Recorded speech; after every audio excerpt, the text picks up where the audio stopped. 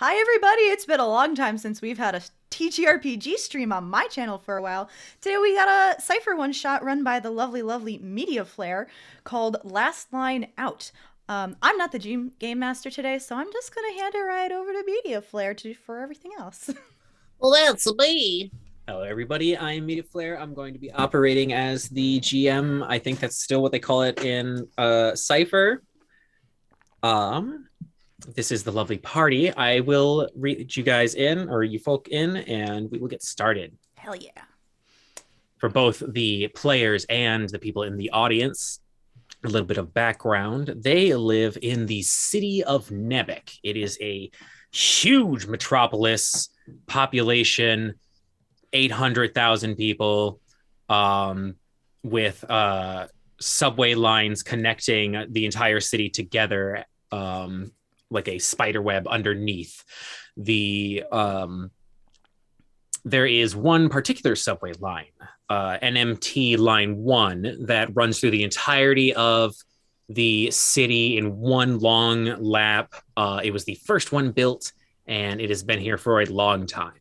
It's still somewhat used by people, mostly just people who haven't been willing to get used to newer subway line paths, people who are just used to that commute to work, older folk, this and that. But there is expectation that the line is going to be retiring soon. It's no longer really like the most efficient train. It's not even the fastest train anymore. But a rumor started recently around 3 a.m. on line 1. If you're hanging out at the back car, the lights will start to flicker, and people think that people are like disappearing, either being kidnapped or like sneaking away off the train, or maybe they're ghosts. Rumors are what they do. They change from person to person. Nevertheless, everyone's heard like stories about it. It's just some joke you make as you go to get on the subway line to not forget to get on, or to not get on line 1. And so our curious adventurers, I guess we can call them, are going to be looking into this. Let's start with around 4 or 5 p.m., early afternoon. The sun is just starting to like get blocked out by some of the taller skyscrapers in the city. And the subway near the center of town, where it is the most busy, is being overloaded with people getting on and off subway trains, either getting on to go to work, or getting off to go to work, or getting on to go home. There are like large gaggles of children in the school equipment, just getting out. And the trains are getting like sardine packed and shoved off down the line, one after the other. Eventually, a train rolls up a little bit slower than the others. The famous NMT line 1. It is a long 6-car subway train with kind of like the Astrovan silver painting on it, with a little bit of kind of chipped aged white paint along it, kind of painted like a wind stream being peeled along the top and bottom of the train. As it comes to a stop, it still gets boarded like any other train.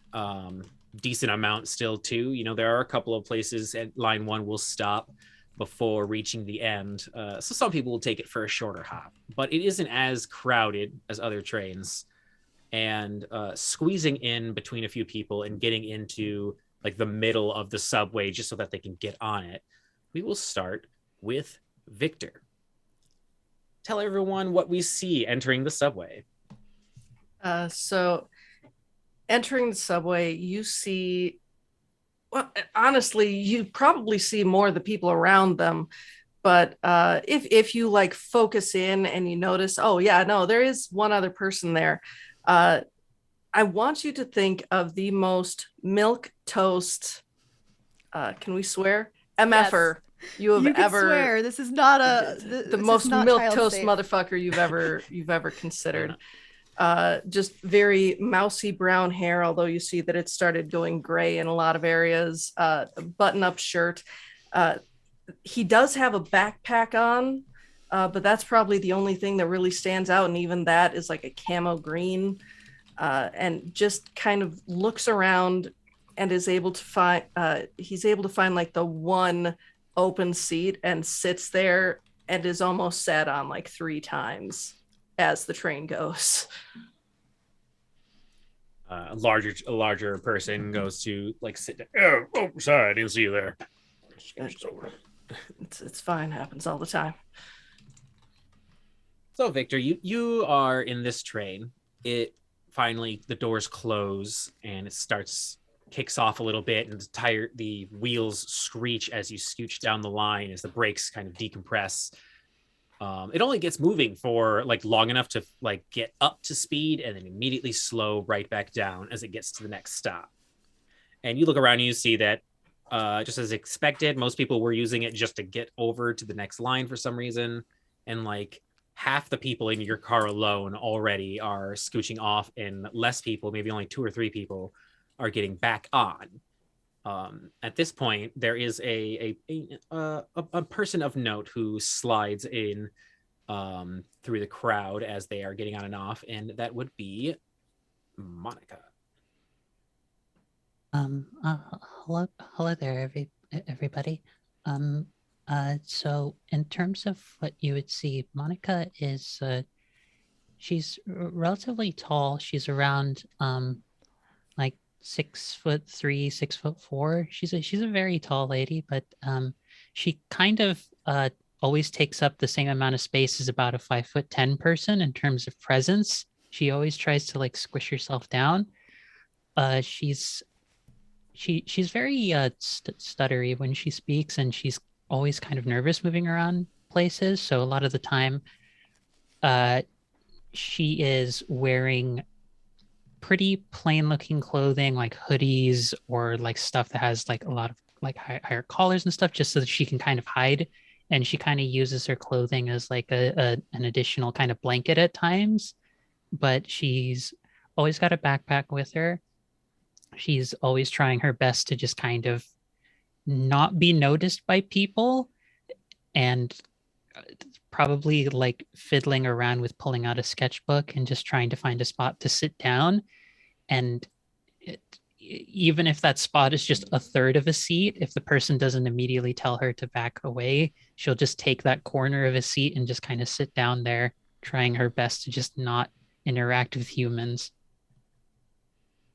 Nice. As Monica finally finds a place to not offend anyone, the train again kicks into gear and heads off.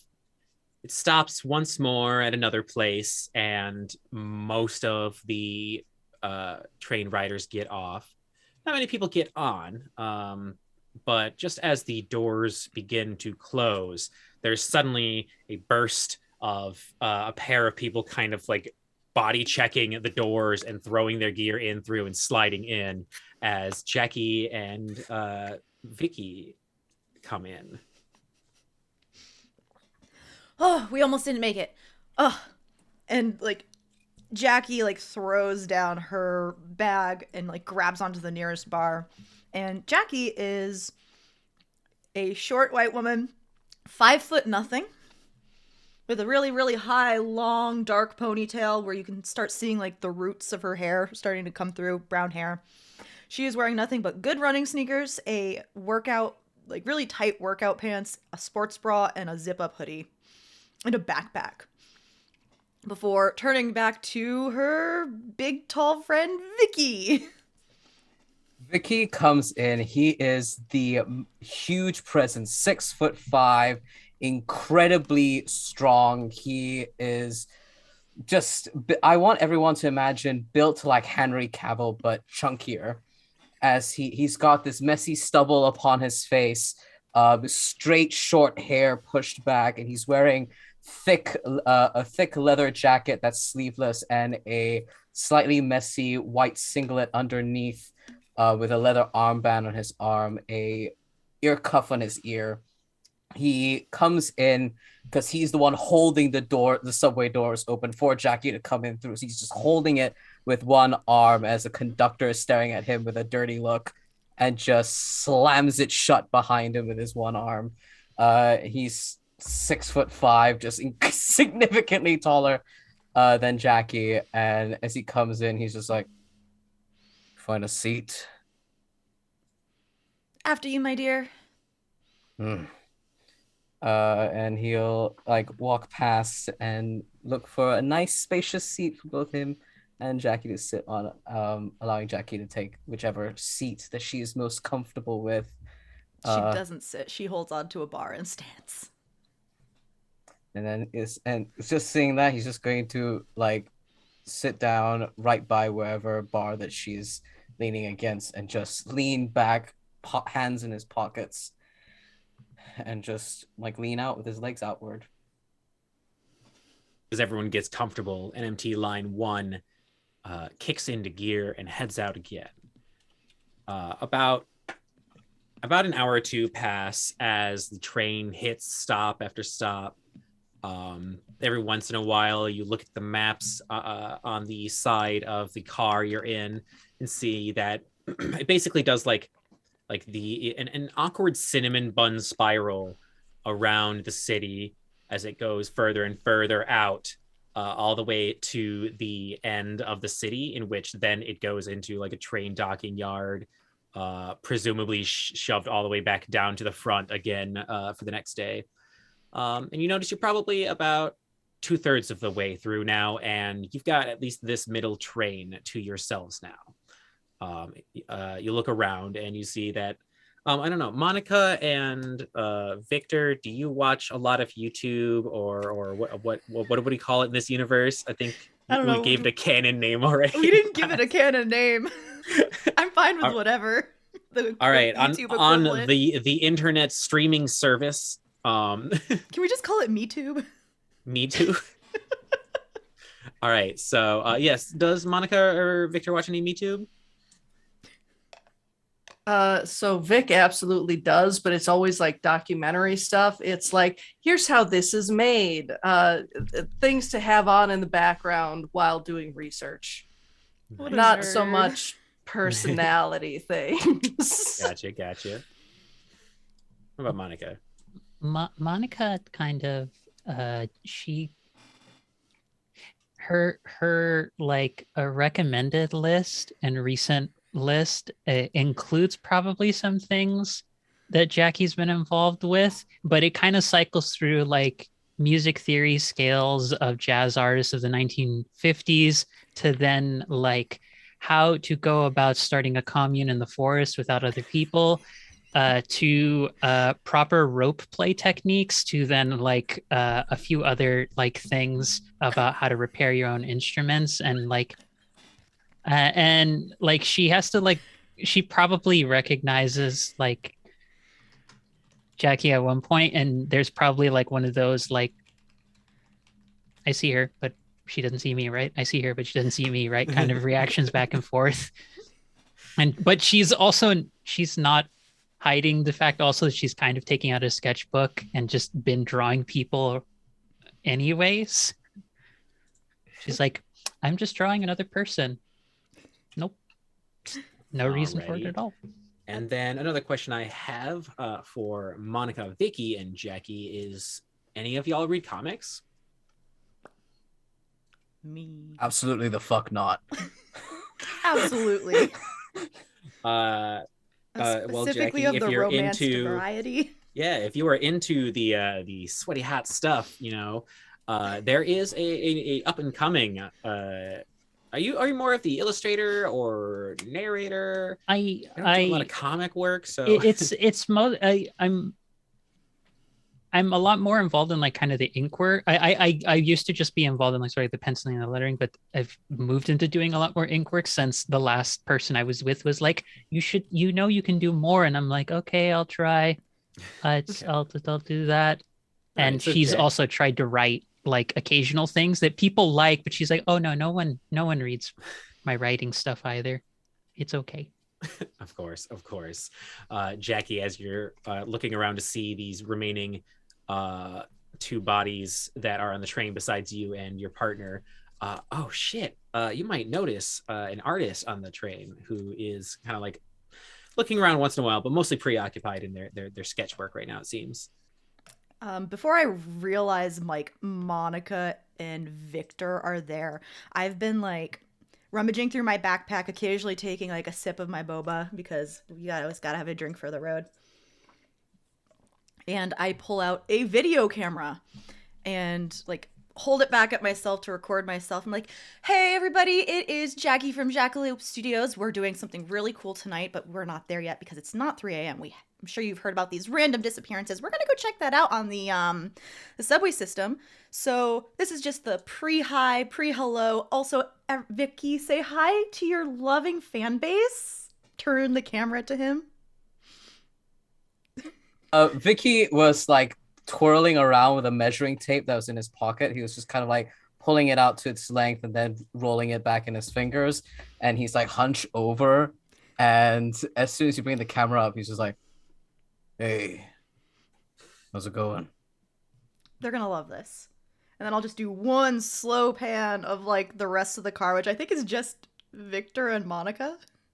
Yep. Yes, like when Vicky speaks, like you hear a pencil snap, and Victor like shuffles and like gets out a new pencil. And I then, feel like Vicky would notice that, and just turn his head to see whose pencil loudly snapped.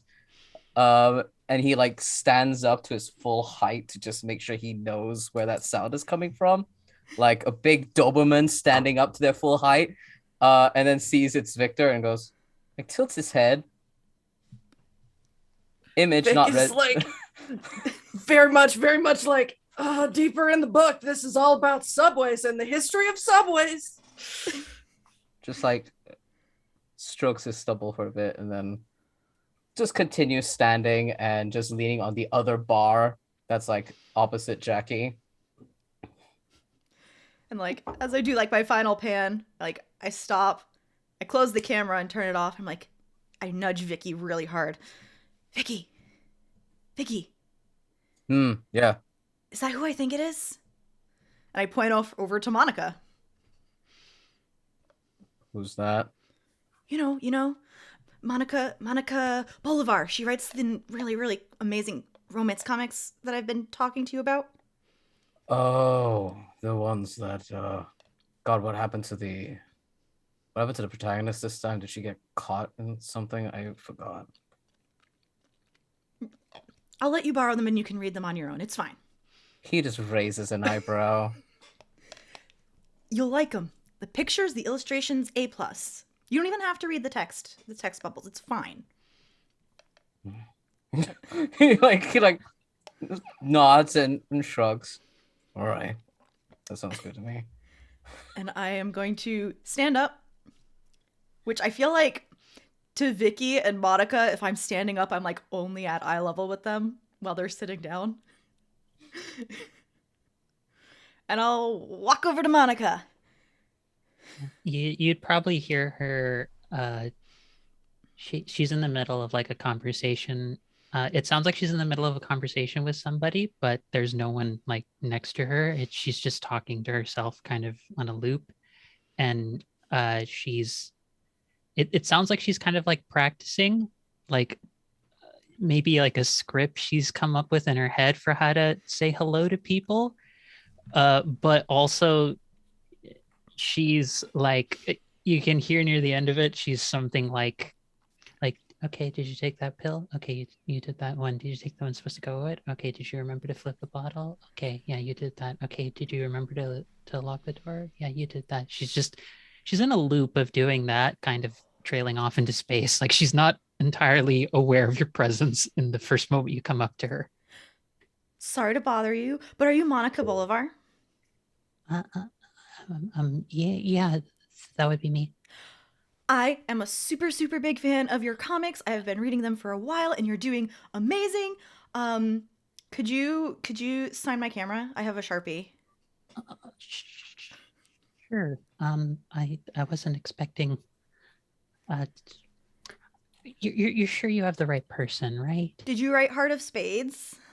Uh, yes, I did. I was. It was really good. Thank you. I had to push a little bit for the main throuple romance to work out the way that it did, but Advocate for it yourself. Advocate. It paid off.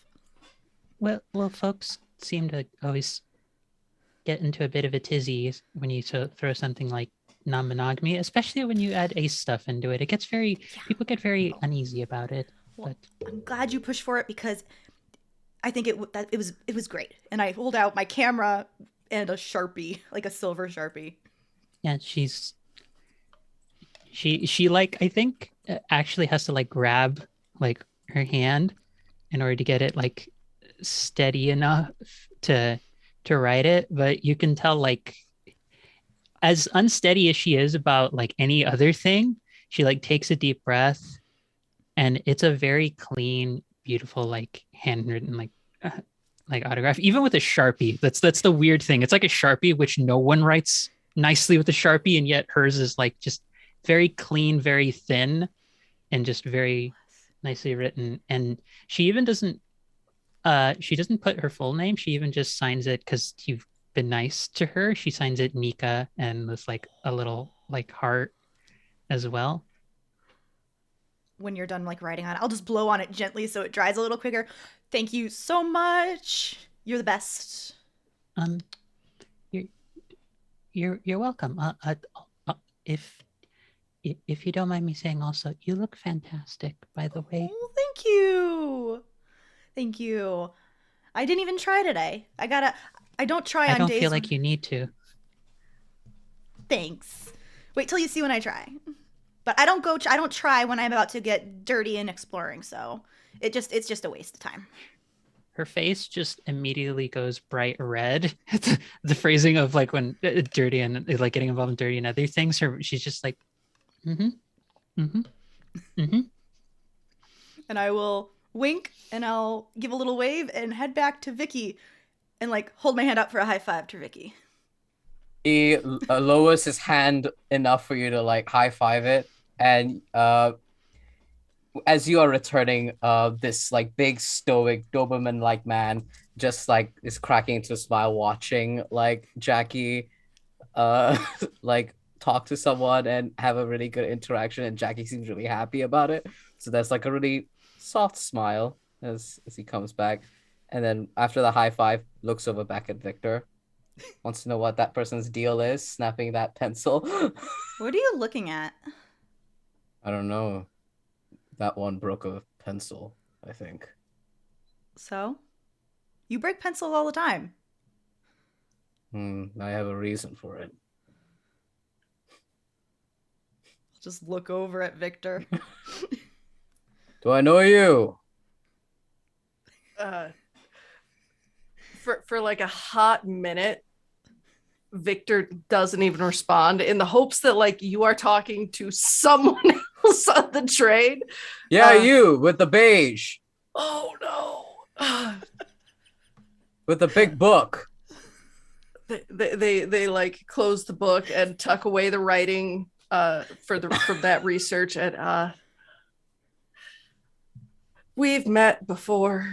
It's okay that you don't remember. It's fine. Stands up like 5'8" on a super good day, and just like Victor Rose, the park, like 4 months ago. I asked you questions about the park. Park. Oh, that was when I had to do the piping work for the city Visible council. sweating. Yeah. And then he's gonna turn to Jackie. Yeah, this is the one that was talking about the bear wolves. You mean werewolves? Werewolves. Yeah. That one. Oh, that's right. Why were you talking about asking about werewolves? So there was a rumor going around that there were werewolves in the park, and no one seemed to be reporting on that, and it seemed very important if there were werewolves in the park. So I tried to report on the werewolves in the park. I look up at Vicky. Hmm. If you had a little, if you grew out your scuff, you could pass as a werewolf. Just tilts his head. That's when they turn into wolves, right? You were telling me Yeah, there was one in your comics. yeah. I don't know.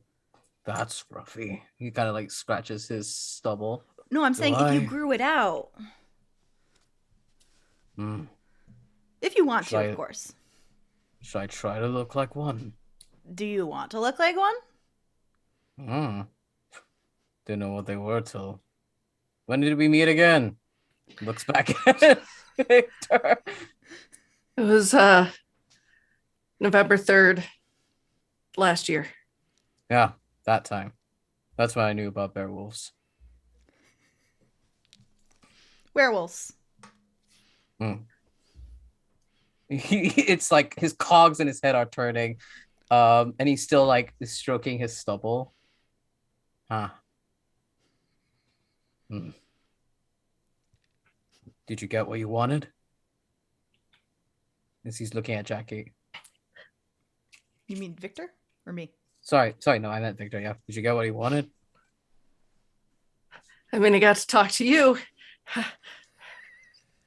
No, I didn't end up finding any werewolves. It turned out to be just a dog, but I was able to return the dog to the owner, which that was cool, and a great fluff piece for the newspaper. Dogs are great. I love dogs. No, yeah, they're really great. They're super fluffy and kind, and they don't rip people in half, which, good things, right? Mm-hmm. Vicky is like nodding, and earlier he had like his hands stuffed in his pockets, and then he kind of removes them from his pockets. You see the leather gloves, and he like nods at you with this weird amount of masculine respect. And he just goes, "Good thing you returned them to the owners. Got that little guy safe." Victor tries really hard to like cross his hands over his chest. It was the right thing to do.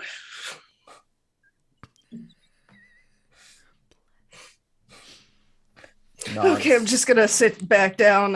And he gets out the book and the paper and the a new pencil and continues with the like what he had been studying in the book while we're waiting for the train to pull in, or subway, I guess.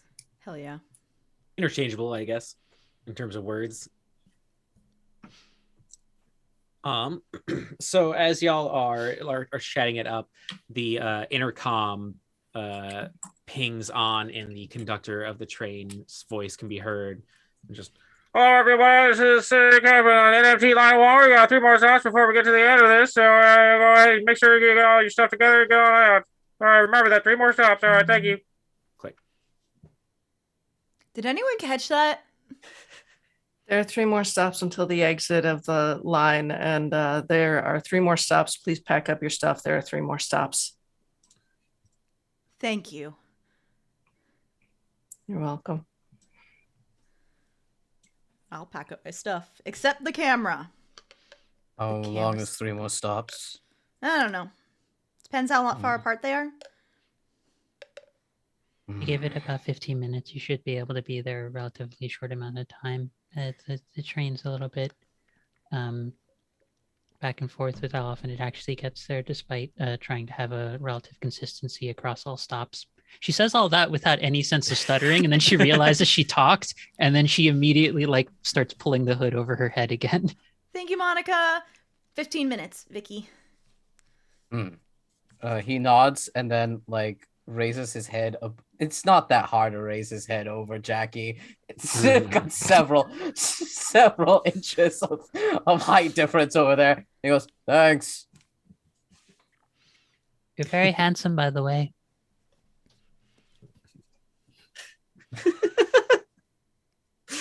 Aw. Vicky's gonna be like, looks at Jackie. This isn't news. You have like a whole fan base on my channel. I still don't understand that Me Too thing. The videos. People think you're cute. I tried pulling it up on my phone. He pulls out his brick Nokia phone. that it's indestructible. It looks good. There's like a couple of scuff marks off the corners of it. But it looks fine. Yeah, it's not gonna come up on that sweetheart. All right. I don't even think you have internet access on that. No, I don't even have what do they call it? A visage book or something like that.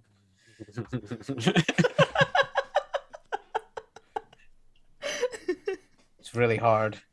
That's why I ask you to just text me. Yeah, Call. it's easier. Yeah, it's easier. Stuffs it in his pocket. All right. Just leans against the bar and he's like cracking his knuckles, just waiting for 15 minutes to get by. All right. So Jackie and Victor both have some level of research into these rumors before getting here, and some of the like steps you remember is it is the furthest train or furthest car in the back of the train around the early AMs at the end of the line. The lights will flicker and someone will disappear. Someone might even appear. Sometimes like people suddenly became very confused for no reason. One time someone just like bolted off the train in a cold sweat after the train finally stopped. So you've got about 45 minutes, an hour of prep work or waiting before the supernatural event happens. You're currently in the middle train, which is unoccupied besides the persons in this Zoom call. Okay, so Vicky, I'm gonna start heading back to the black back train because remember how I was saying people disappeared, and I found that really obscure video on like the deep darks of the interwebs on how people like there was actually video proof of someone disappearing. So we're gonna go to where that disappearance happened and hope we don't disappear. Nothing's gonna touch you. I don't think. Let's just say it's a ghost, okay? Just for hypothesis' sake, you can't punch a ghost. He kind of gives you this look. He's like, "Do you really think it's a ghost?" No, Then I I think think I'll it's be fine weirder. punching it. I think it's weirder than a ghost, but I don't know what it is. Is the thing that's weirder punchable? I don't know. You see him like roll his shoulders back and like do a couple hops in place. It's fine. Well, are we going in there now or once everything's sorted, once these guys go? I was just gonna go back now because also I'm bored just standing around and I can use it. I can like jog around a little bit. Thank God. All right, let's go. I'm gonna get up before like pausing and then turning back to Victor again. By the way, what's your name? I was going to say, like, while you guys are having this conversation, Vic has already packed up and is in the other car. Oh gosh. Okay, so I don't Like, ask just you like that. while everyone's thinking about other stuff, talking about other stuff, they've already just whoop popped Fair. over. That is a question for later. But I'll give a little wave to Monica before I start making my way to the back car with Vicky. And finally, Monica, you're alone on the train. You get to breathe and feel safe for a minute. Yeah, she's just like talking to herself, and she's like, she was really pretty. I wonder. I hope if she ends up with somebody, they treat her really nicely. Wait, is her friend together with her? I don't know how these things work. I don't know. He's also very cute. I don't know. I hope they're happy together, whatever they are. Oh. All right, as a small as a small thirst hits you, hopefully there's water in the next train. Uh, as y'all are passing through to get to the rear train, you notice that the middle of a six car. Okay, so that's not feasible. There's all right. You're at the the fourth of the sixth cars, and as you're passing through, you get to the car number 5 and see that there are a pair of like teenage people. They have like early winter apparel on, like little beanies, and they're both kind of like back to the center of the subway, looking at a phone that's playing like a music video as they're chatting. And then there is on your right as you're passing through a little old femme knitting some sort of like little baby sweater, for it looks like it might have been for like a dog or a cat or something like that. And as you pass, hello, then you'll move on by and get to the sixth car. The sixth car, fortunately, is unoccupied, save for the 4 of you who walk in. You can see like the window at the back of the train, so you can see like the lights and the stone arched hallway of the subway line slowly retreating away from all of you, and you can hear the clacking and occasional screeching of the wheel on the rails itself. And you are altogether technically alone, one of those oxymorons. But here you are with, as the train comes to a slow stop, 2 more stops to go before the train is at the end of the line. So I don't know what's actually going to happen, Vicky, but and I kind of like look around like the car to where the filming was happening in the video I saw online. And like last time in the video, like the kids were like here and I point at like a chair and then like the group behind them in that area were talking and then the lights went out and someone disappeared. So, um maybe I'll go stand over there. I don't know. All right, then I'll stand right behind you. And the lights went out. Did they do that for all the disappearances? I think so. That's the rumor anyway.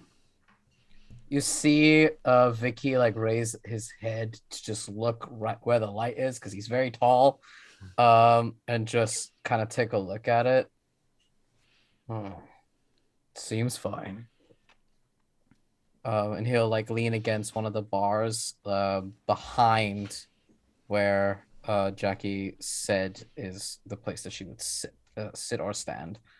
How many people have gone missing? GM, how many people have gone missing in general over since the rumors started? If you can give me an intellect check, if you have any applicable skills for research or like social interaction. I have I'd say this is a challenge of 3. I have skills in history and urban legends. Well, this is definitely a combination of that, so let's reduce it by 1. So it's a difficulty 2 check.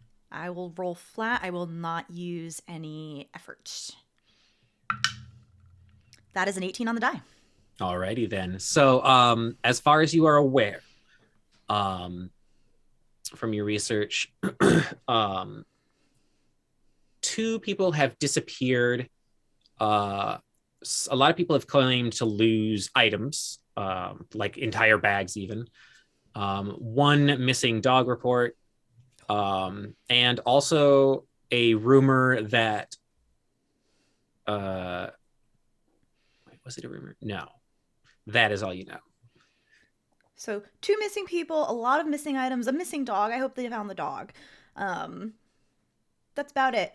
And I will turn the camera on and just start recording from here on out. and I'll just stand in the corner, occasionally looking over at the other people on the train, so Monica and Victor. I suggest if you don't want to possibly disappear, you might want to get out of this car.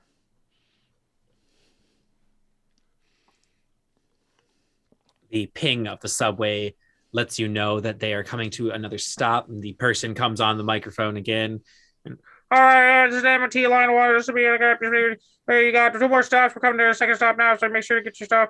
Make sure to leave anything on the train. Don't worry. Once we get to the final stop, we're gonna shut it down for the night. All right. Have a good day. What the fuck did they say?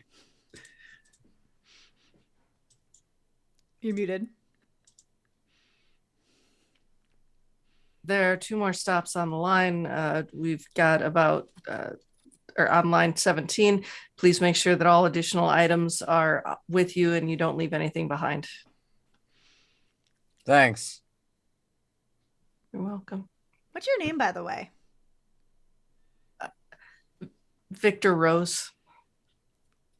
Victor, Vicky. It's fine. It'll be fine.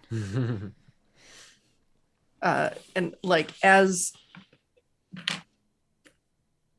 you're like sussing that out, he's realized the whole thing of like threat but also not threat, and like he just looks at you, digs out of his bag a set of handcuffs and an industrial flashlight, and he like handcuffs himself to a rail and then takes the flashlight, and like I have a very specific, I should have brought ours up here. It's got magnets on the bottom so you can stick it to anything that's metal, and then if you pull on it, it does a light out like this, and sticks that to let's be honest, it's probably the floor, can't reach the ceiling. I'm prepared. Remind me to get one of those flashlights later. That's cool. Vicky is going to like step up to Victor. You a cop? Oh, Hey, that's Cab. a good question. Oh, hell yeah. Hell yeah. I'd actually want to go over to Victor and hold up a high five. Like they tried it with the handcuff. No, high five. Hey, Cab. Good. Hey, cops. Bloody Yeah. pigs, a lot of them. They get in the way of true integral journaling as well. Sucks. Then just looks at your light. Why you want to be stuck here? I mean, so my idea is, so from what I understand, some people have gone missing or items have gone missing. And so I have attached all of my items to my back with this backpack. And also I have attached myself to the train. And so as long as the train can't go anywhere, I can't go anywhere. So I'm fine and I can research. If you're interested in keeping yourself more properly set to the train, you're going to need a stronger pair of cuffs. Those ones are quite easy to wriggle out of, or if someone applies the right amount of pressure, they might actually break or dislocate your wrist and allow you to come out of it. It's quite easy when you get involved in certain areas of topping. She like immediately goes bright red and quiet and then does not say anything else. Vicky, you see why I like her comics? You see Vicky finally, for the first time in this entire interaction, have some semblance of a light bulb go off in his head as everything finally clicks in that little head of his, and is going to flash a toothy grin over to Monica. She's right, you know. The phrase, I've never gotten to use this phrase ever in any other context, even writing, and I'm a professional writer. The phrase knobbly knees comes to mind. She's like standing at full height, because when she says stuff spur of the moment, she actually stands upright. But the moment like you turn and like give her a look, she like just kind of like crumbles like 4 or 5 inches. I love her. Ooh. As the temperature rises in this car, the line finally kicks up again after stopping at the second to last stop. Now you know that once the train stops one more time, there will be no more getting off. Besides when like the cops come and tell you you're not supposed to be on the train anymore. What the hell are you doing here? We're not So doing allegedly, in the next 15 minutes, ghost stuff happens. Are you ready? Let's say Victor is all seat belted up and fucking secured, strapped, and ready. that. Got my camera on. I'm ready. I've been ready. Vicky's fists are ready. All right. So as everyone is waiting in different levels of anticipation and anxiety, the train kind of leans a little bit as it rounds a corner, and the map indicates that it is almost at that next stop. And suddenly that warm temperature that we were both literally and metaphorically feeling kind of recedes from the room. Excuse you. And the lights for a second look kind of like that fluorescent dim just for a little bit. Not actually a flicker per se, but then suddenly the lights start like buzzing and shutting off one after another. You can see down throughout the window itself that the lights in the rail line also are flickering and going out as a darkness starts to overtake the four of you. You can hear the sounds of the trains still, but they kind of start to get distorted.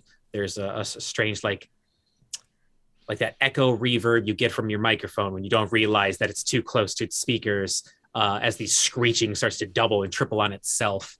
And a sensation of roundness is felt both in the train and your bodies.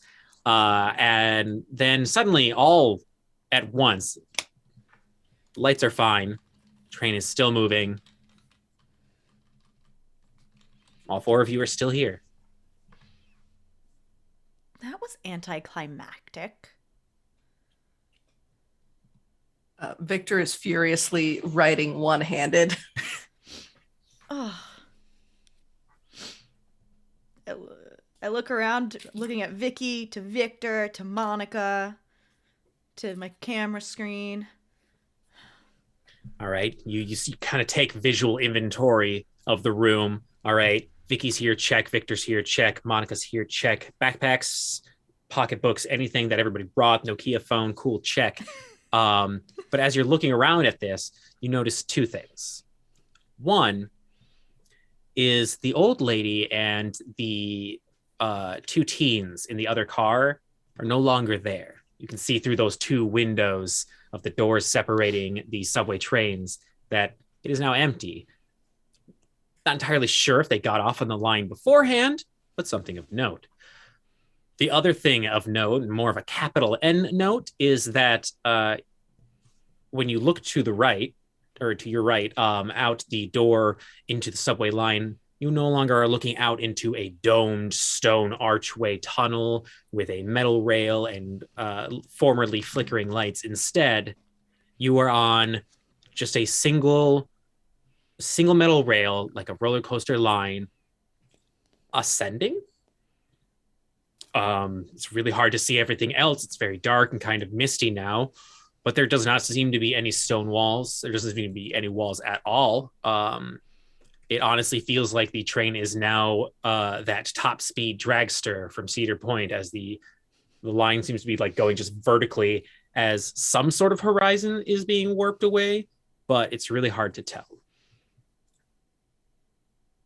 Have any of you ever taken the last line before? Is this normal? Oh, fuck.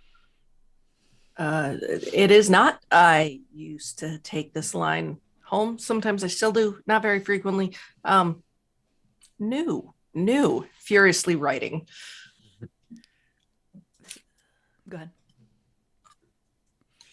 This is so much cooler than the hospital I broke into last time. I'm gonna go check ahead.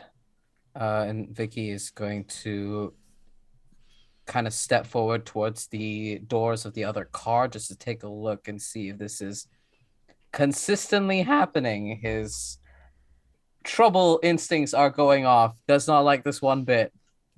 Alrighty. So Vicky, you said you were just going up to the door, like not actually Yeah, going into the other car.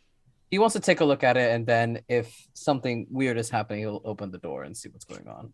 All right. So you peek in through the pair of doors leading into the other subway train. And as you're looking in, you notice that there is an unoccupied cell phone sitting on one of the seats on the right side where the teenagers used to be. Video is still playing, although you can't really hear audio through these doors. There are a pair of knitting needles and like balled up puppy clothes on the ground. And you can see further ahead the next train. And then if you squint really hard and look through all of the like scratches and stains on the subway windows, you see that there is a front car still. All right, so it is a one complete subway train. Population 4 so far. Jackie, Yeah, Vicky? there's something you want to see here. There's a video going on in the other room. Some of the kids' stuff. What about the kids? Kids and old lady aren't here. All right, old ladies never leave their knitting needles anywhere, and kids never leave anywhere without the phone. So yeah, this is totally what we're looking for. He'll open the door and then like walk in first and wait for Jackie to come join him. I kind of Right. look back at the Monica and Victor. Vic is already like following you, by the way. Like the moment that they heard that. Do you still have your handcuff on? Oh yeah, no, there was a moment of like you are absolutely right. So like no, this isn't the key. Oh shit, where's the key? Where's the key? Like here, let me get you out of there, and just sort of like very if you're okay with my character doing that, just like leans over and like twists it, puts force against it a little bit. Also, you notice she looks like a very delicate, tall kind of gal, and her wrists are super fucking strong for some reason. She's just, you're like, these shouldn't be that strong. This is very unnerving. Personal experience. Just try not to break them. I did pay for them and put them on the journaling budget, but you know. If you put them on the journaling budget, why do you... It's for research. All right. I mean, if you're interested in looking into those kinds of things, I can recommend some videos to start with. That might give you much better. She's trying not to have a judgmental look on her face at the because you guys, these are not very good quality. Anyways, never mind. Yeah, those videos are free. What videos? Should I be researching the handcuffs?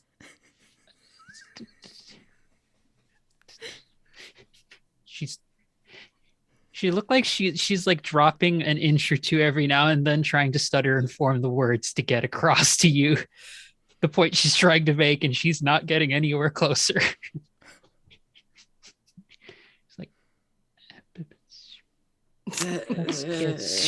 just starts walking towards the next part of the train. Am I free? Did we have Yes, you are free. Okay. I got you out. I'm not going to leave you there after telling you here's a better way you could have handcuffs. Right. Packs up all the stuff, takes the flashlight, puts in it, and is the last to like follow this line. Alrighty. So the group together heads to the next car over, and you're in now car 5. And the audio from the phone picks up through, but there's a weird like the phone was dropped in water kind of audio distortion. Otherwise, the video itself seems to be playing perfectly fine. It seems to be some sort of music video of a bunch of people in shark costumes kind of doing a thriller type dance. It's interesting. The youths, they're into interesting things. The knitting needles are like 4 inches long, 6 inches long, very skinny with little tiny hooks at the end. And there doesn't seem to be anything else besides graffiti and maps in this car. I'm gonna pocket that phone. Pocket that. Turn off the video and pocket a phone. All right, you have acquired one phone. Does the view look any different out of these windows? So you look out these side windows, and the view does look different. Instead of that rear view, like fade away effect you got from looking out the back of a moving vehicle, you now get that, like old Nintendo scroll effect. But what you see out there is hard to describe, but I will do my best. What it is you see like 1, 2, 3, 7, 150 more similar subway trains, same paint chips, same amount of cars, everything, all just rocketing into the air, slightly away from each other. Like if you were to action movie jump from one train to the other, you could probably do it. It's not the best move, but you could. But there are just billions of infinite trains all shooting up into the air in all directions. There are some minor differences between trains. Like one has a broken window, the other one has like newspaper covering all of the windows. The other one has like some sort of like festive holiday trimmings on it, but they're like getting like ripped off from the speed. And as you kind of look around the window, seeing like what the is going on here, the trains all shoot up for a huge distance, like kind of hard to even like see through the darkness, but it seems to eventually reach a bit of a curve. So there is a change in the track. It's not going to be up forever. And you also notice occasional in this like kind of cloudy darkness, occasional breaks of gray, kind of like smoke bomb smoke, gray thick smoke, just kind of resting on different rail spots along this adventure. This is so cool. How I fast haven't are we gotten to going? this chapter yet. I'm just watching and recording. Question for GM: how fast are we going? Give me an intellect check if you have any experience with like vehicular stuff or physics. No. All right, so it's just for you to know, this is going to be like a difficulty 5 because you're playing with rules you might not understand. Great. I will not expend anything on this All right. because Vicky wouldn't. Nope. I rolled a 5. Nope. He All knows right. nothing. Yeah, it sure is doing zoomies. I don't like this. Oh, you're no fun. Where are we going? I shrug and look at everyone else. Anyone know what this is? It's like cool and all, but You said there were maps on the, like, can I grab one of the maps and look at that? Like, has the map changed from the map that I would have been used to? It has not. You grab the like peel off a copy of this map off the wall. It takes a couple of tries because it's that like very well aged sticky residue, and there's that awful white peel left behind as like you never get a clean break. And you look at it, and yeah, you should have reached this final dot at the edge of the spiral, like a final little cinnamon speckle there. And then there was like a little like mile veer off to the south where it would have gone to a station to get like sent all the way back to the beginning. Yeah, no like sudden fucking up and down on this map anywhere. I'm still gonna fold it up and keep it, but All right. fair. I have no fucking clue. This is very interesting. This is very intriguing. This will be my big break. And continues to furiously write. So we are moving for sure, right? Yeah, as you look out the window, like for example, when y'all look out the back, the train tracks are still like rapidly escaping, and there is that sense of that like visual Doppler effect of things becoming slower as it gets further away. And then as you looked at the side, there were also trains like moving on their rails, but they were like not getting further ahead or behind. So it seems to be everyone's matching speed to some degree. Okay. Are there... I've never been on a subway. Are there like emergency stop buttons or anything like that? Yeah. You've got little like stop buttons and strings you can pull to request a halt. I'm gonna try doing that. All right. You tug on it and you hear the like ping on the subway, boom, indicating to the other passengers as well as the conductor that someone is requesting an emergency stop. Train still moves. Well, I'm going to go see if the conductor's still on board because someone has to be driving this train, right? Yeah. Oh, my thoughts as well. Let's go. I'm going to go. While following, Vic's just going to be like, actually, there are some subways that are fully automated, and they're even working on little AI ones. This is primarily in other countries, however, because our system is down. The system is down. You're coming with us, Brown Tie.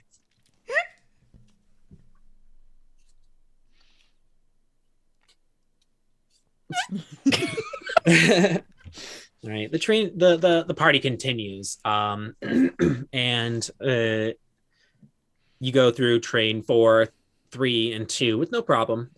There's like a little bit of a sticky jam in between train 2 and 3, and you have to like pull a little harder on the door to get it open. But other than that, nothing of note. No other missing items or people. It seems that y'all are the only passengers on the train, at least. And you eventually get to train 2, and this train technically is this car technically is a single car with just a divider to get to the operating section, but they call it car 1 and 2 for convenience. And yeah, there is a like locked door with like an opaque window, and a sign indicating conductor. I'll do a little a knock on the door. Or on somewhere to knock. All right. You get 2 hard resounding knocks back. Oh, hey, someone's in there. Cool. Hello?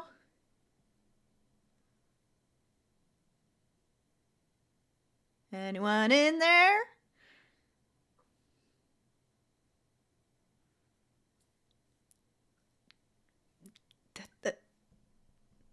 Maybe they just answered for comic effect. Try a different knock. Vicky is going to step up and be like, let me. And it's just going to be like full fist whack against this thing. You hear like a muffled like on the other end, but beyond that, no one answers. Don't make this hard. Get out.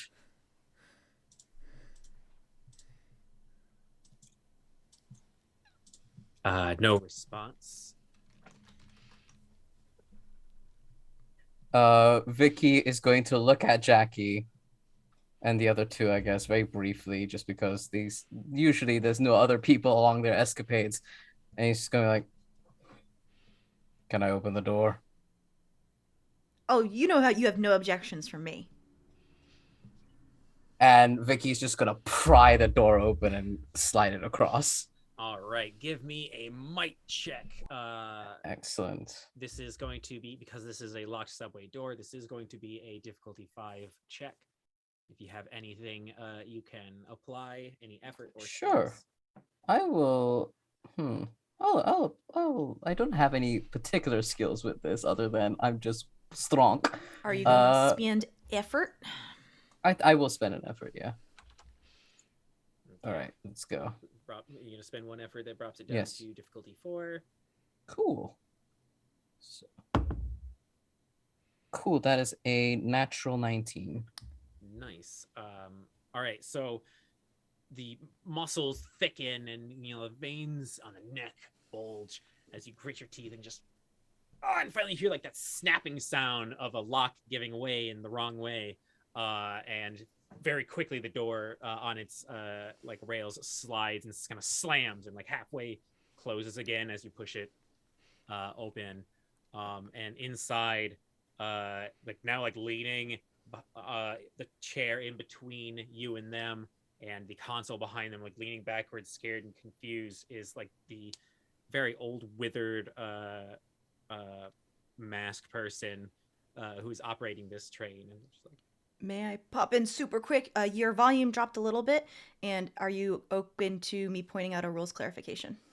yes. On a natural 19, you get a minor effect. Oh yeah, that's true.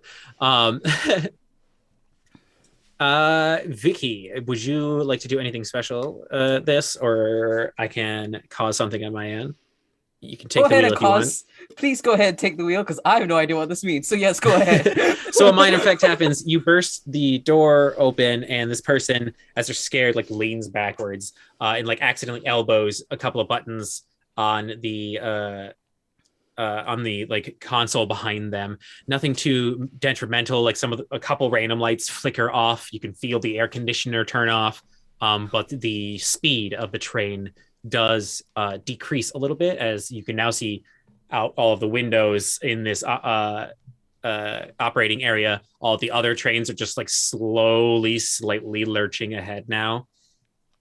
Just like, you're not supposed to be in here. Where the fuck are we going? I don't know if I'm supposed to say what you're supposed to be here, but I'm not supposed to be talking to you. Vic is gonna step forward and just I have a pass for the news. Also, fans, as you can see, there was no one else. A lot of things were disappearing. Everything's really weird outside, and we have our first signs of life besides everyone else in the back car. Say Who hi. are you talking to right now? Oh, not right now, but my fans are gonna say hi to you later. I don't think you can do that, and I don't think that pass matters right now.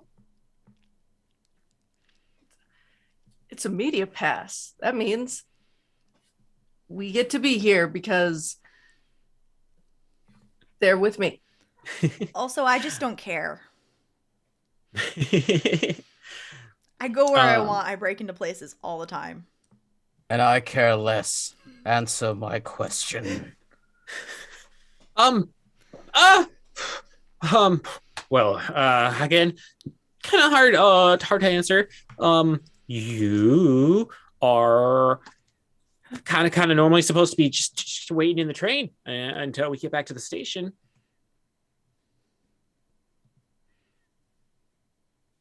But where are we? It's really weird outside. Yeah, it's just hard to get used to. I mean, you get used to. You're not going to get used to it, but you don't have enough time to get used to it.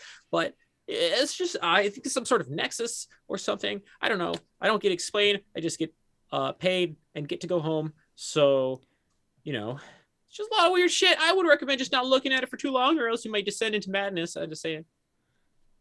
This is interesting. Keep going, because this is fascinating.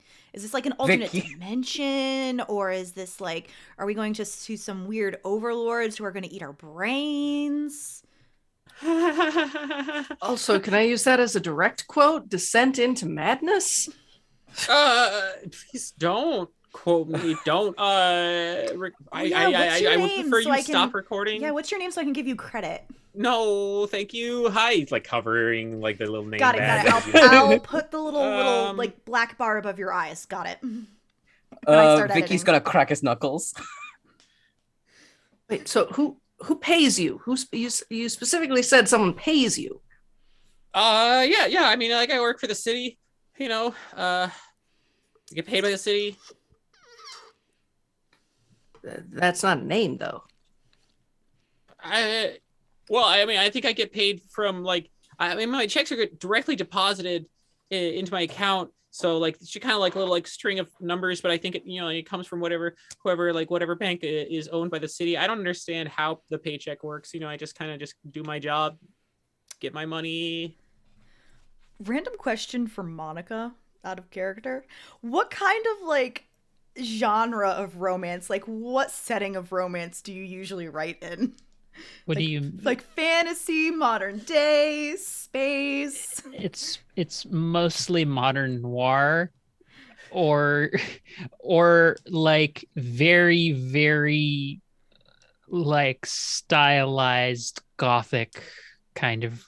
It's all just very gay shit is the Oh yeah. starting point for it, and then the setting just kind of comes along the way. It usually leans towards gothic with bits of like eldritch horror thrown in. Okay. So in that case, I turn the camera like wildly swing to like point at Monica. Writers research a lot of stuff. Do you have any idea like what this might be? Any hypotheses or anything like that? um that is a question I have to ask the GM. Would I actually have any experience with this given the particular work one that I do? And just would I have a sense of this? Because I've been wondering, our abilities are not available as of yet, correct? Correct. Okay. Yet. So that gets the key word. But yeah, would this be a case of trying to see if she would recognize anything about the situation? If she's even heard, like, not this exact one, but like read about like myths or legends or anything related to this? Yeah, give me an intellect check. This difficulty of 3, as you try and recall any of your rumors or research along the way. Okay. In terms of skills, I am trained in any task involving finding something new. I don't know if This that applies is here. new. Okay, so this is new.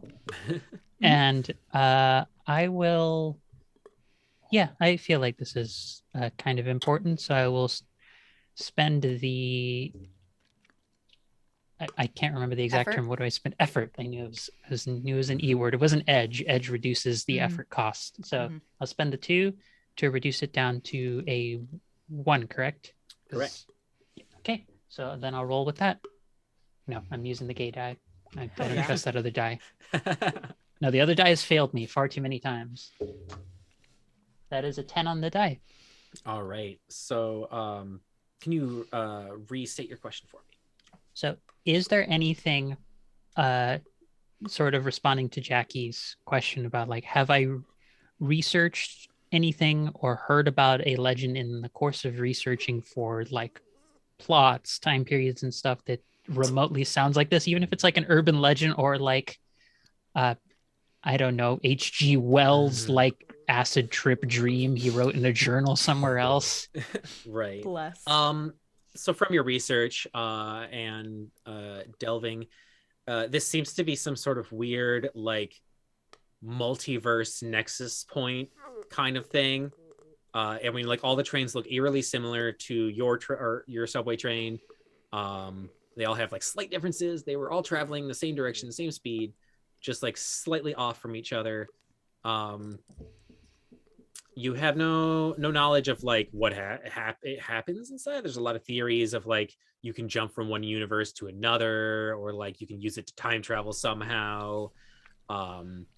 But beyond that, like it is just a lot of like rumors and confusion. There was a rumor that like there was a serial killer or a ghost or some sort on the train, because likely all these rumors didn't know there was a second half to this disappearance thing.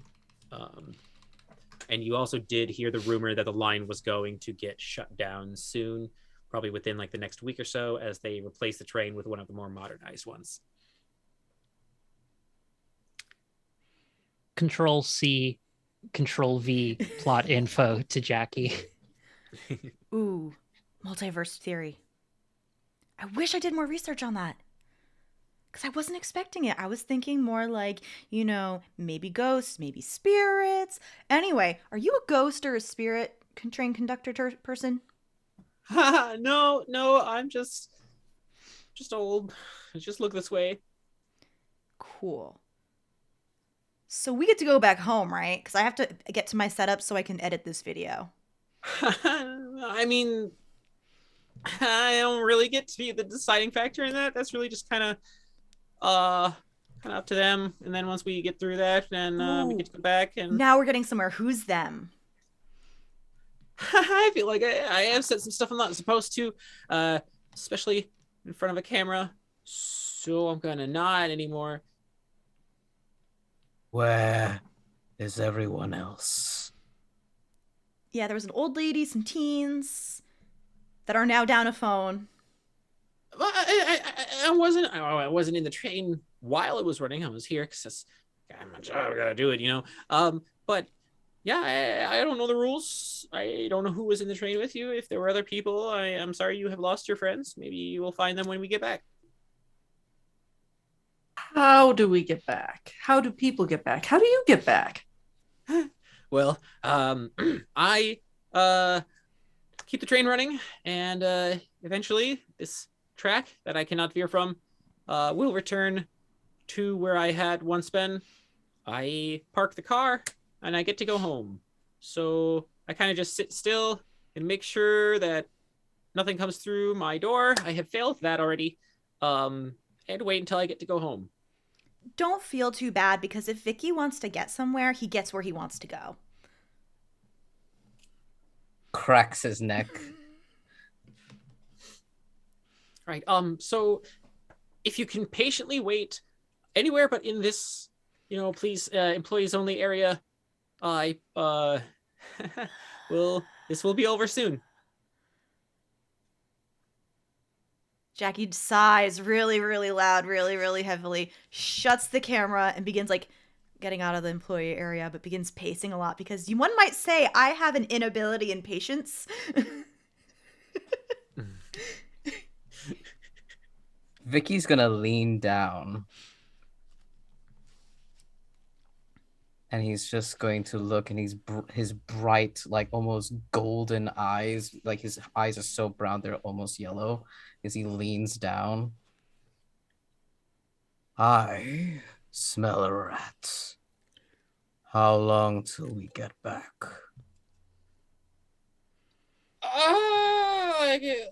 Like an hour or so.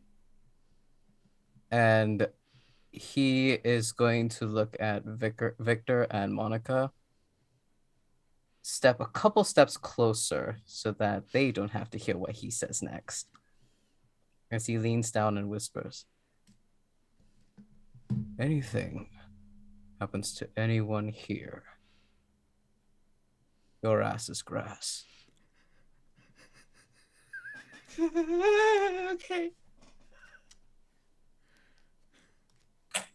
He's going to stand up, pick up the door that's kind of like broken, and he's going to close it so slowly, but leave it slightly ajar as he goes and leans against one of the chairs or bars where he can stare directly at this person.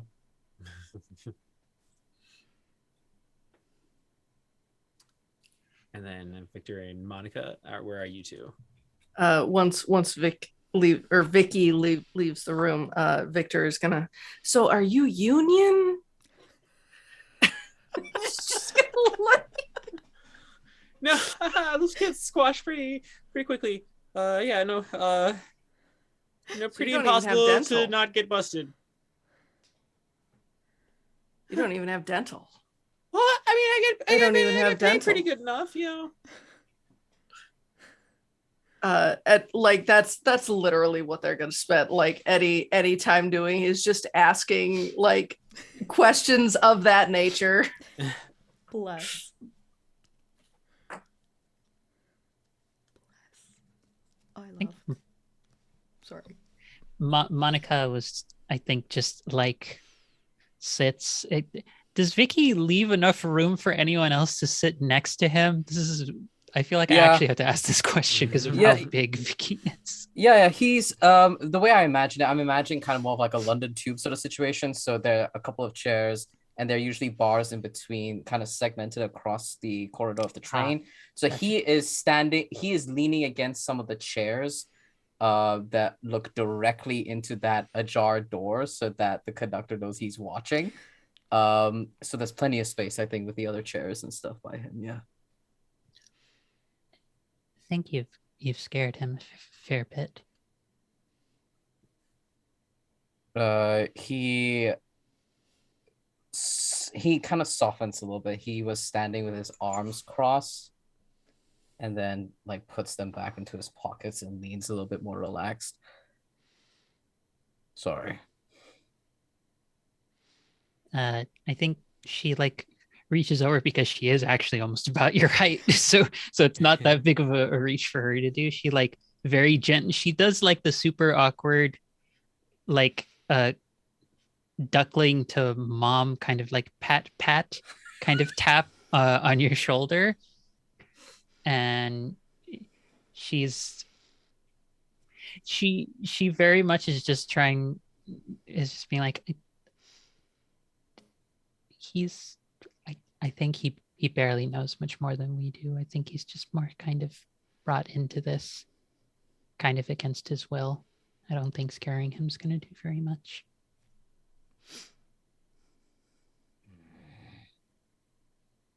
And he's going to look over at where Jackie is pacing,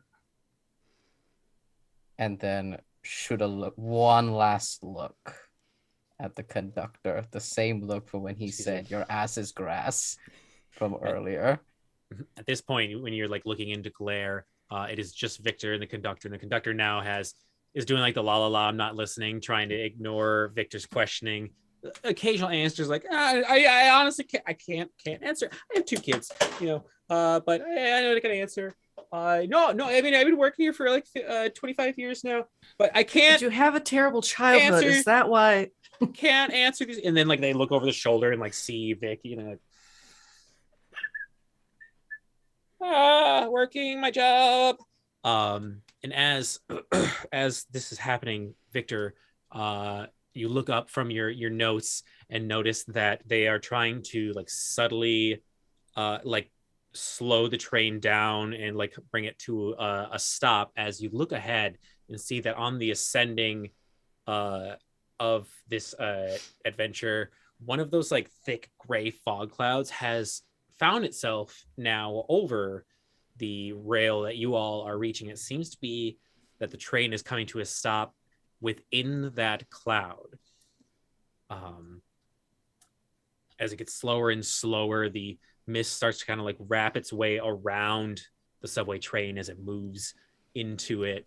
The sound, all sounds kind of cease to be as you are inside this fog, and the like tendrils of smoke start to like reach through the window, and kind of like it looks like it's the smoke is exploring the outer layers of all of the solid objects in the area and start to kind of like wrap up and around all of you, as well as it's filling this thing up. And you kind of feel like sick and weird, and that kind of sense of roundness again, tightening and like replacement. And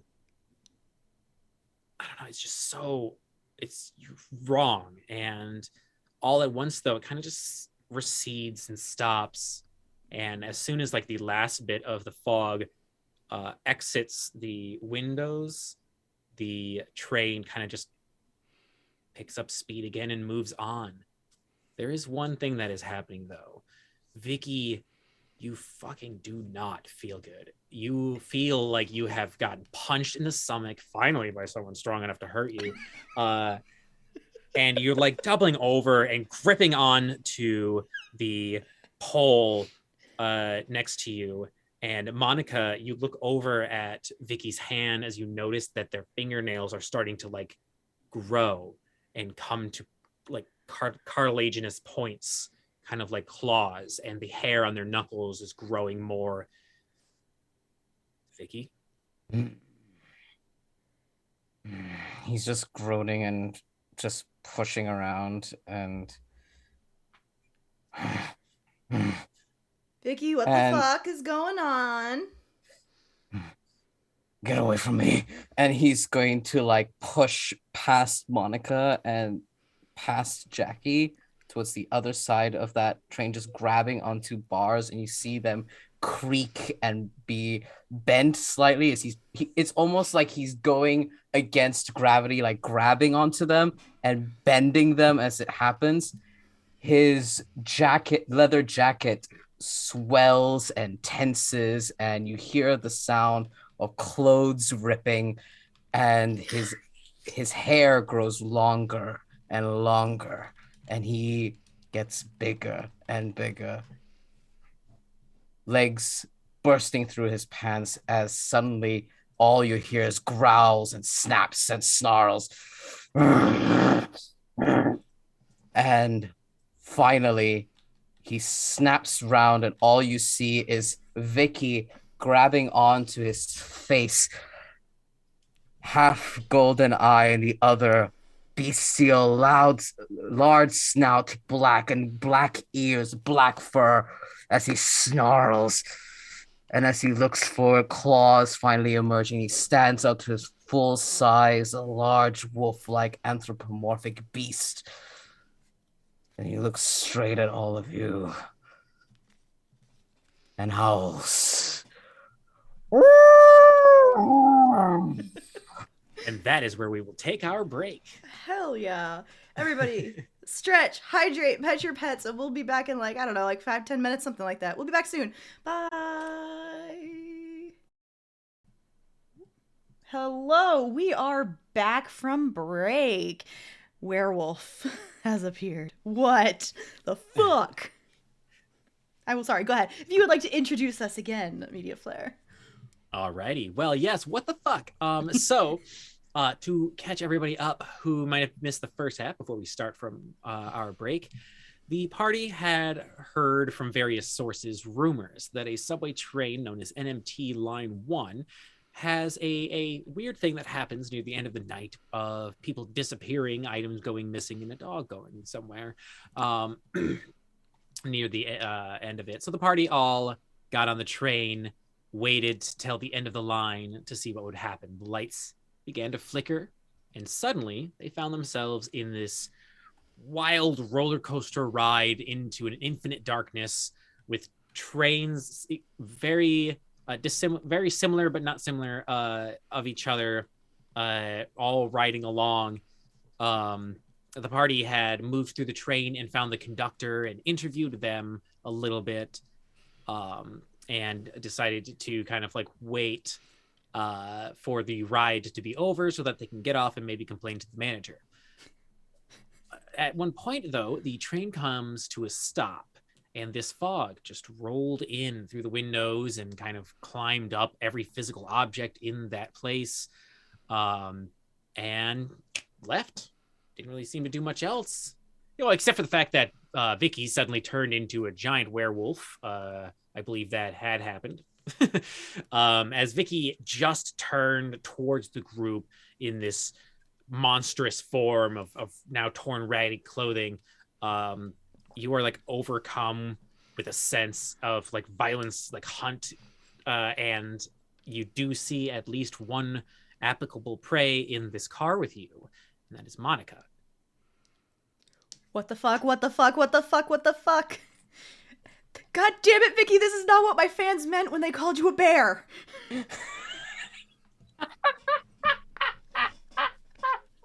Sorry, I had to take my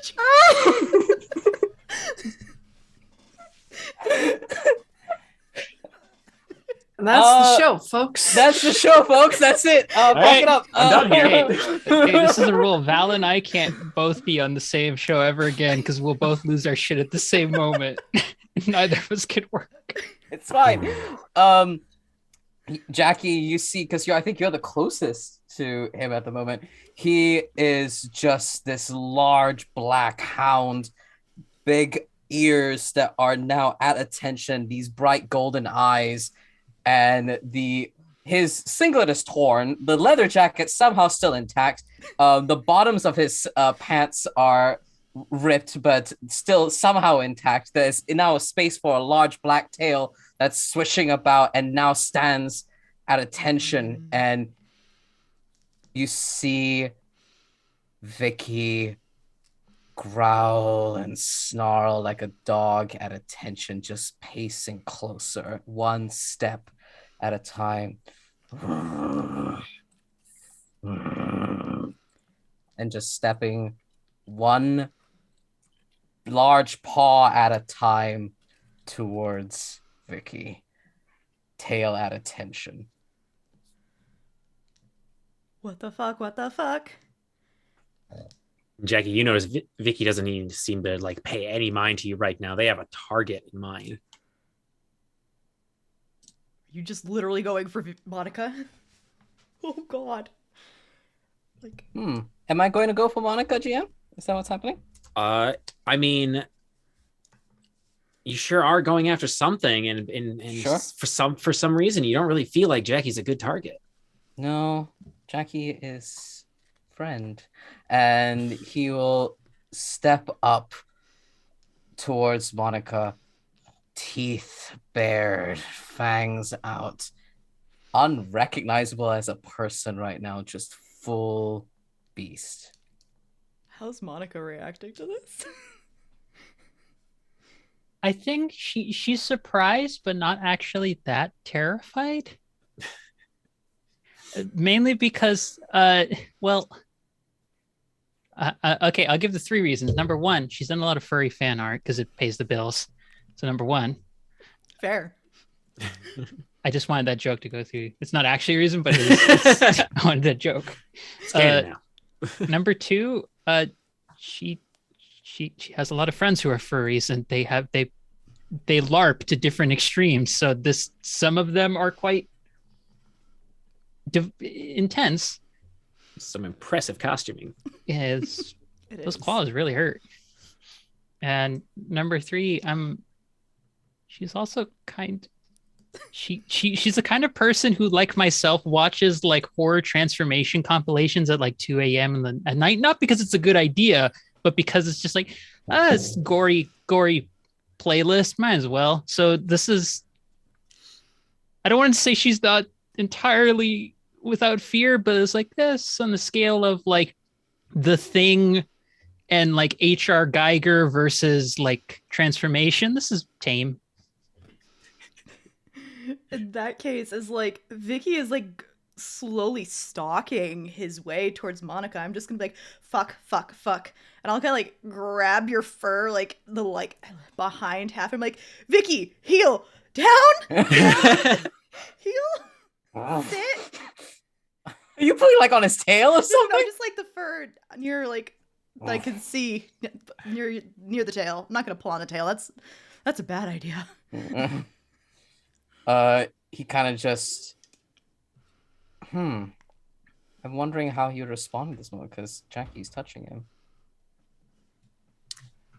I think at first you don't grab him quite yet, and he picks up Monica by like clothing, kind of like a dog picking up something to observe and investigate, to identify threat level, and then you pull on his fur and he snaps his head back at you, growling.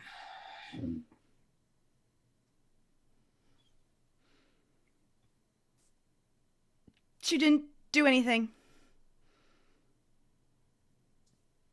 I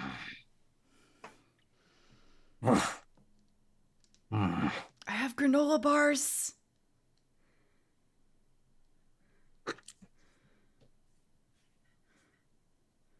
Tree? Like, may I respond to Tree? I would love to respond to Tree. I mean, it's your werewolf body. Vicky, still holding on to Monica by like collar clothing, like tilts head at you, Jackie, like doing the doggy thing. Was like kind of like snuffles near you, like big sniffs. This large black snout and nose, just like.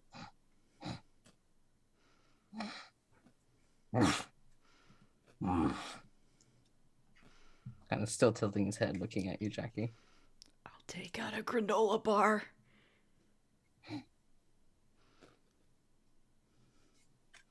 Sniffs the granola bar.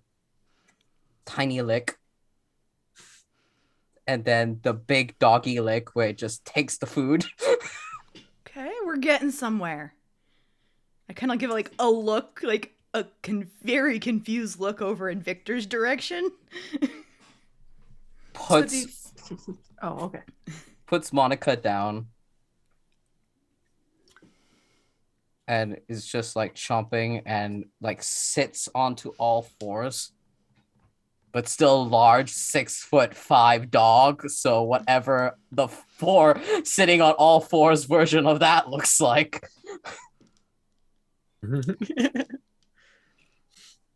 And looks back up at you, Jackie. Give a thumbs up to Monica. What is Victor doing? I'm kind of curious. Yeah, I'm really What confused. is Well, Victor currently doing? Victor is in the other room still with the conductor. Oh, right. Like currently.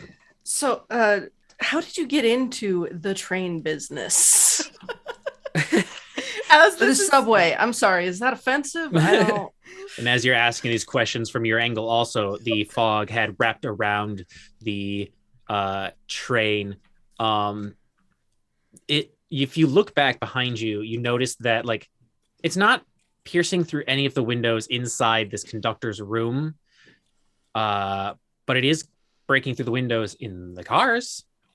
There is now a broken door, so the fog kind of like enters in through the doorway, and kind of like reaches out and starts to grab at the nearest physical thing, which is you, and starts to like wrap around you as well.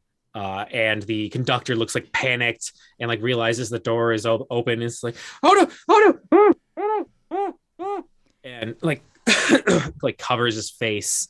And the you hear wet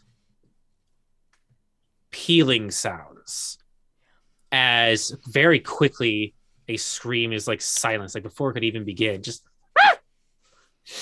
and as the fog retreats and you kind of like blink and confused, and you also hear like kind of like growling and confusion in the other room now all of a sudden, and you turn to look and see that the conductor now is a... Have you ever applied a skin to a 3D model, like a Minecraft text or something like that? You know how it's like all like opened up and splayed so that you can see the entirety of a 3D object in one space. So the conductor now occupies part of the window, part of the top of the train, part of the console. Their skin like just splayed and flayed, the hand open in a strange pattern so that you can see both the front and back and sides of all the skin now. Like, and it looks like it was built in, like it wasn't peeled and slapped up on there. It looks like the metal itself was built in a way that that skin always was going to be there.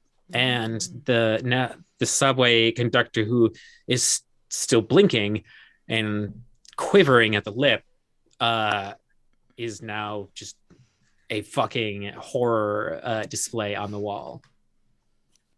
And you have like this strange like stomach churn in you, but you feel like it has nothing to do with the conductor itself. You just feel like a strange dissociation, you know, just for a moment.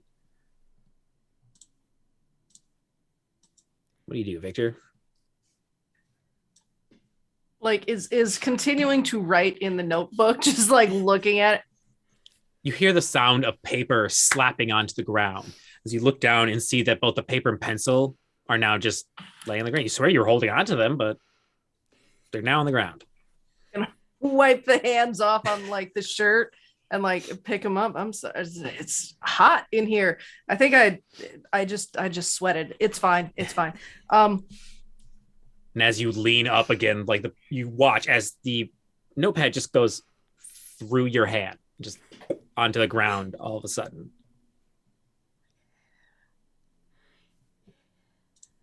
Gonna like, okay, like leave those on the floor, efficient. Like try to take the post-it notes out of the pocket.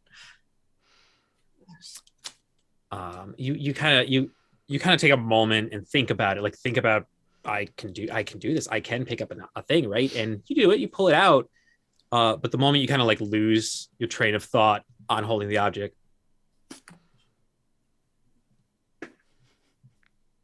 I'll be right back. Just don't go anywhere.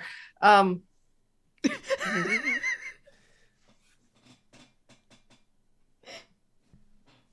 don't know if he can do thumbs up. Gotta turn back around towards the other car. There's a big ass man wolf in there now, and they're like holding Monica in the air, and Jackie's like yelling some stuff. It's like a lot going on all of a sudden. Mostly Is this what the fucks? missing dog? You know, you never got a note on the breed. It is a missing dog. It is a dog. It is found. What the fuck? What the fuck? You guys found the missing dog. No, this is Vicky. Vicky drops Monica, not even gently, and just swivels around, gets back up onto 2 feet, and starts snarling and snapping at Victor. Sit, heel, no. And just starts boofing at Victor, like warning boofs. Oh, warning boofs. All right. That word has way too many different definitions. Yeah, I have no idea what you mean. I'm expecting like just a little like boop on the snoot kind of gesture. No, I don't he know. is. I was B-O-O-F. picturing. He fully. I'm assuming we're hearing that Mhm. kind of thing. Yeah. All right. It's nothing to do with drugs. No. What? And So that's happening. his snout is like wrinkled up, and the front fangs are bared towards you, Victor. Good. Pup. Gonna open up, like, gonna keep eye contact, and then like open up the backpack and take out a Slim Jim. I'm sorry, a Slim James, a Slender James. Hashtag not sponsored, but if you want Hashtag to. not sponsored. Well, we will put all of the meat in our mouth for you, Slim Jim. God damn it, Conan.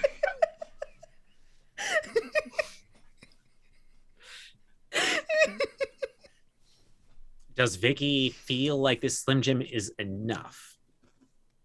Like it is food. You don't feel as comfortable around this person offering it. No, you're not Jackie. And it's still like barking at you. But it's not jumped yet. Like he is like on front 2 legs, torso leaning forward, hands on either side of him. And he's just like snarl and snap. I'm just gonna slowly walk in front of and break eye contact. just break Vicky's vision of focus.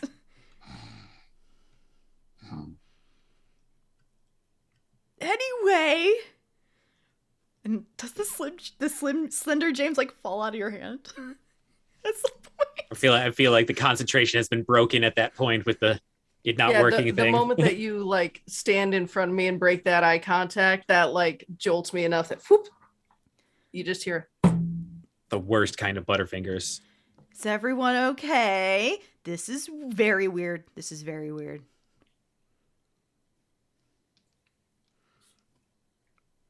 I'm unable to hold things. Am I experiencing anything? Been kind of scared this time what my experience of this is. Yes, so far, so good. You don't have any laser vision. You have not turned into a werewolf. Like your fingers haven't turned into silly string. So far, okay. Just all your friends, all your new acquaintances just got really weird. One of them's a dog, so I'd say so, yeah. And that's like a Tuesday for her. Yeah. I think I'm reminding myself this is not me as a person who would want to immediately run away into another train car right now. I think Monica in her head is like, well, I guess not special. It's nothing new. And then she just like goes and she's like, Vicky? I think his ear flicks. Is that like radar tilt? Yeah. Mhm. Like it just flicks and then turns around and looks at you. Lowers down. So like face to snout. Do you want to hurt us?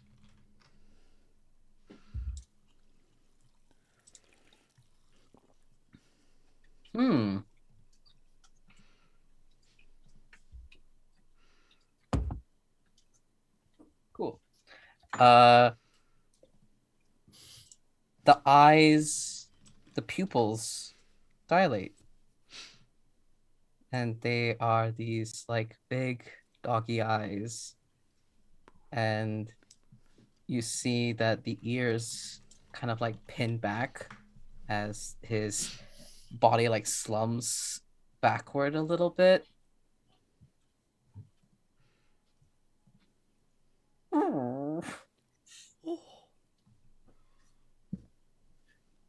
Well, if you want to hurt someone, you can go ahead and do it to me. If you'd like. No. Hold on. But would you like scritchies? Looks confused at this concept, but puts, you know, when doggies, when you put your hand over, they kind of like do this just to see. Kind of just does that. Yeah, her hand is strong. Her wrist is strong enough to push your head down.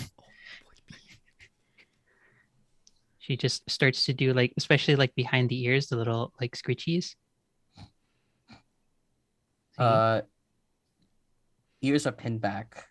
The tail at first stiff, then slowly loosens, and there's a slight wag. I think she holds snout and face between her hands. She's like, look, if you hurt a stranger, it's bad, but you're not going to feel as bad if you hurt Jackie as if you hurt Jackie. Okay? You wouldn't like to hurt Jackie, right? Right? Does doggy side eye over at Jackie? I'll give like a big pat on your back.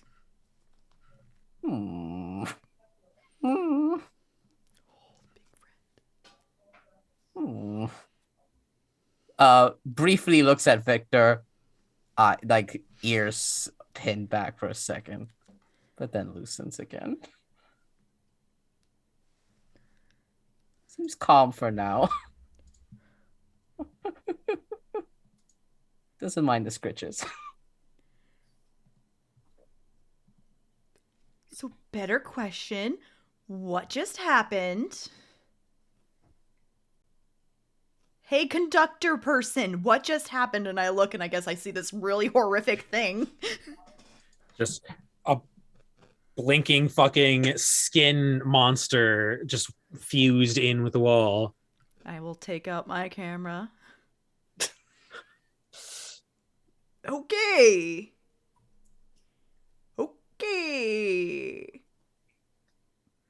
Look back at everyone else.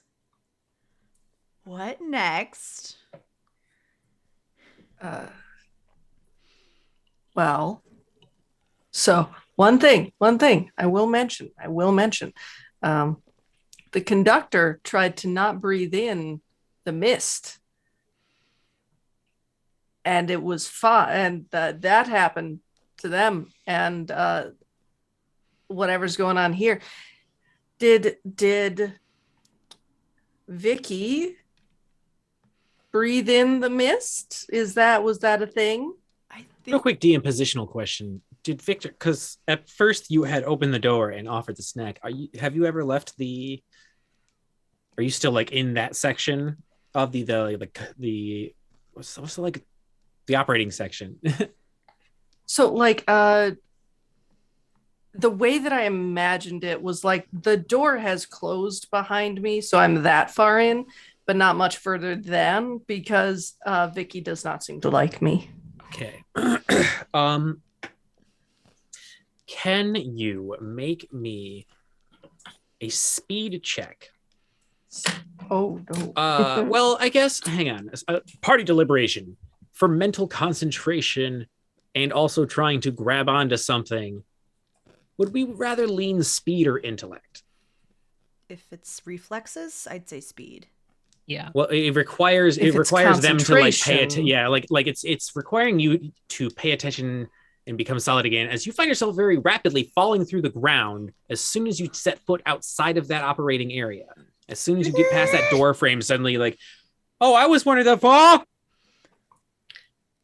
For that, I would suggest intellect. I would also suggest intellect. So then give me an intellect check to try and focus as you realize that there is no ground for you. So that is I will say difficulty 4. okay. That is a 13 on the die. Just good enough as you like, I'm a solid, as you like sink halfway into the ground and grab onto one of the chairs of the subway, and like your hand and your arm, your upper torso, all is solid as you are kind of just dangling out. You don't feel anything from your lower half as you do this. Like you honestly feel severed for a second, but as you do lift up, you like slowly like have your body come with you, and it becomes more and more of a solid as it leaves the occupied space of the subway train, and eventually you pull yourself out and are a full solid again. This is my life. Vicky dog mode is gonna slap that area of the floor where you fell through, like doggy dig at it. There's a couple of scratch marks now from your massive claws on the ground as you tear a bit. Okay, so we have a dog, and we have someone who I guess is part ghost. Are you okay, Monica?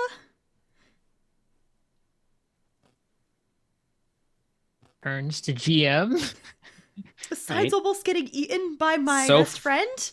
Yeah, so far it has been pretty all right for you. I mean, external experience, but internally, not much is going on. Inside the train, everything seems fine. Your limbs are all there. There are several sets of ghostly white hands all outside the window. That is not a fog cloud. I'm sorry. Could you repeat that last bit? So that receding fog cloud from the slow moving train, or rather the train that is still moving because the conductor cannot move the machines. That cloud, that fog cloud, is just like strings of fettuccine-sized little ghostly arms of various like amounts of like articulating appendages. Some of them sprouting out like lower in the arm as it kind of like is like kind of crawling and feeling on things on the outside. It doesn't seem to have particular interest with the inside anymore for now, but it is kind of just like pinching. And you notice that as it kind of grabs onto things, things move. Not in the simplest sense, like object picks up and causes something to levitate, but more like it, you see one of the hands kind of make that pinching motion at the window, and the glass itself, almost like it suddenly became like saran wrap, is pinched and pulled along with the finger, and as soon as it lets go, it remains. And like now there is just a random sharp shard in the window, as the hands kind of just play with things, kind of just experiments and feels with everything around it, changing it a little bit. I think there's probably to Jackie a noticeable like silence as Monica has not responded just yet.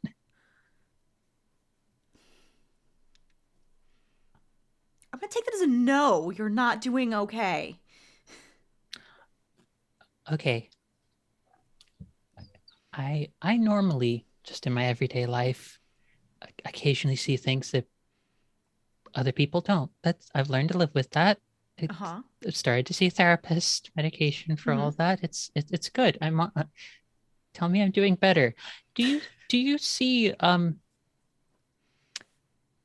the outside of the train something that looks like someone watched Akira and thought it needed more ghost hands sprouting everywhere? No. Okay, so I think I can answer your question. No, it's not going very well. Okay, fuck this. I'm gonna turd tail, walk away from the group, and head toward the conductor room. All right, so you run into the conductor room, horrifying flesh monster, but you at least like feel some sense of safety. Hey, what the fuck? Trying not to lose my snacks. Can you explain what's going on here? How the fuck do we get out? The conductor's eyes follow you around the room as you like pace and talk, and its lips move, but it isn't making any sounds. It just Oh, cool. Are we still moving? Is the train still moving? the train has not moved. It is in a stopped position inside this fog cloud. I would like to play with some buttons, please. All right. Give me an intellect check as you flip some levers and twist some knobs and boop on some buttons. Cool. Have you ever operated a subway vehicle before? This is a difficulty 6.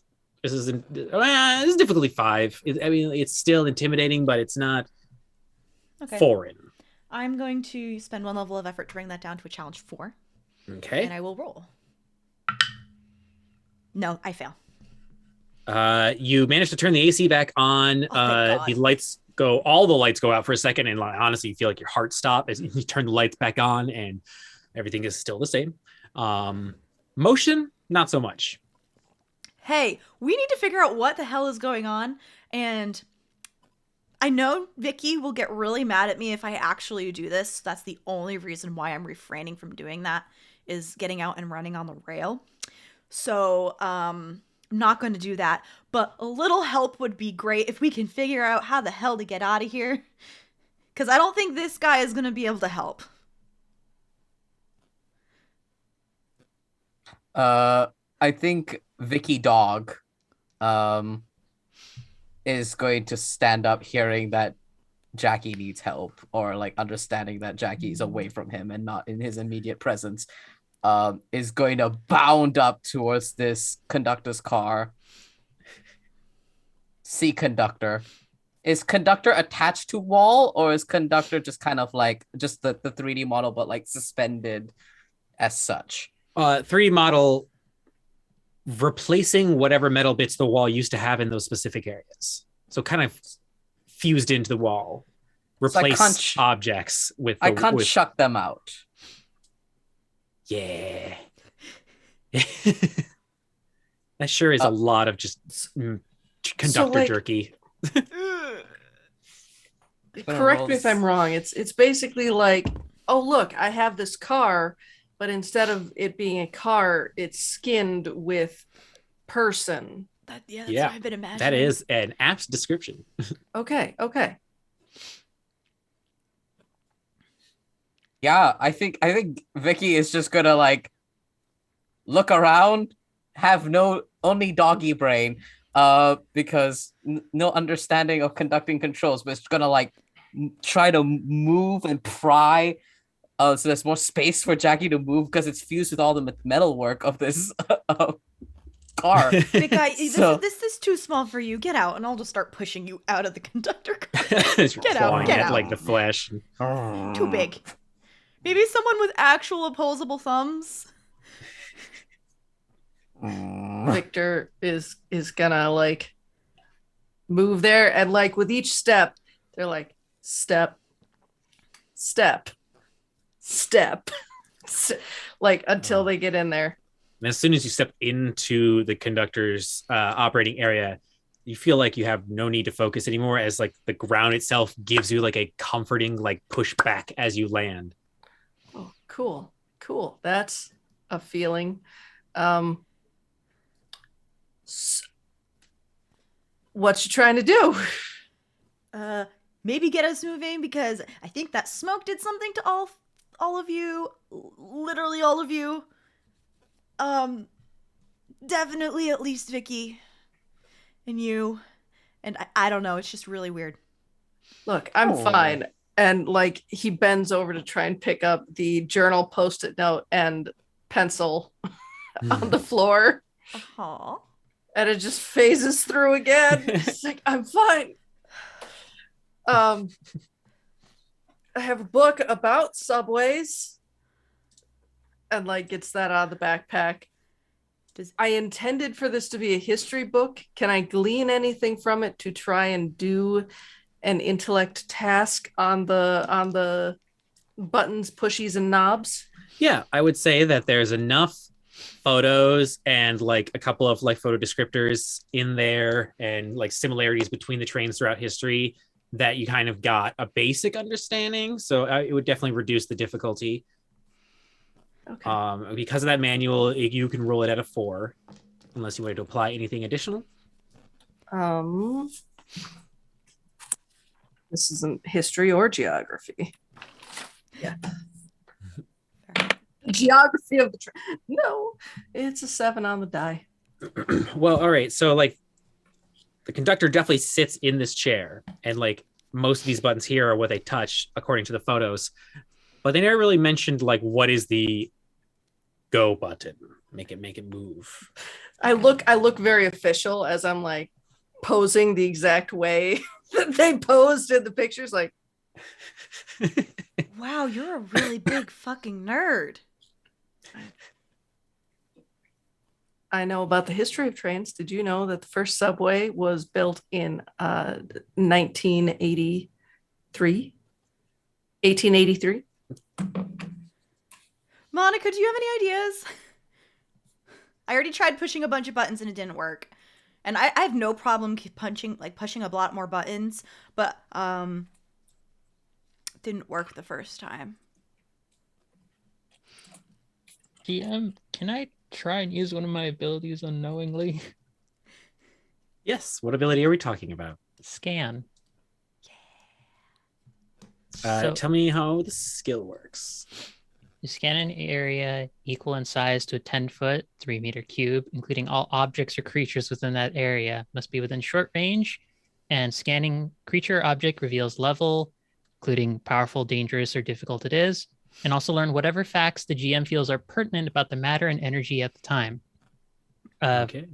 It does not tell me what the information means. It just tells me all of the other stuff. But I kind of imagine she like pulls out her sketchbook, and it's a very like intuitive. She doesn't know why she's doing this, but like she moves her hand with like just color pencils or something to fill in that she'd normally do drawing, and it's like all of a sudden ink blots sort of just start coming out, like elements like thought bubbles from like a comic panel, and start just forming over to create like a box the exact size needed around like all the implement panels that we're seeing to get more sense of information around it. And for I think a second, it kind of blocks out, because I think this is technically just big enough to fill up most of the space, some of the skin compartment, which is a phrase I never thought I'd be saying in a game, and I hope I never have to say it more than once in another game ever again. Yeah, so I would say first time it doesn't feel as honed, but kind of like a natural instinct as like you walk into the room and start doing this, feeling it like kind of hypnotic in a way. The feelings you get about the room, level and threat and all that, okay. So there is no threat really to the skin compartment, at least. It definitely would put up at least like a level 1 resistance to being harmed. What other things do you learn? Basically, any relevant information the GM, any information the GM feels pertinent about the matter and energy in that area. Matter and energy. Okay, cool. So you can tell that the energy on Jackie, for example, seems normal to you. Like that energy is your normal sense of level.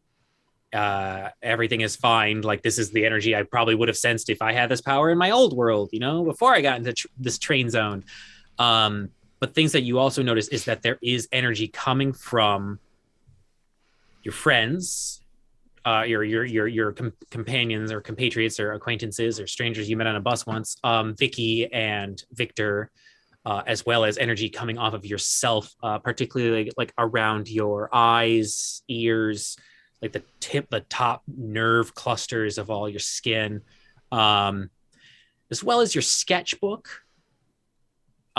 Something in Jackie's pocket, or no, sorry, Jackie's camera, something in Vicky's pocket, and the pencil that keeps falling to the ground out of Victor's hand.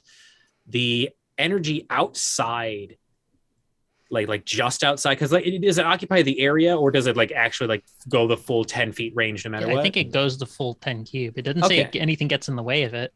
So outside the vehicle, there is a strange sense of like unknowing energy outside, as this powerful, likely difficulty 10 or level 10 entity is kind of just crawling around the outside of the vehicle. The train track itself, same energy as your world. The rest of the car, same energy as your world. The engine compartment itself, or the operating section, feels like there is some sort of change in the matter or energy of the like hull and chassis.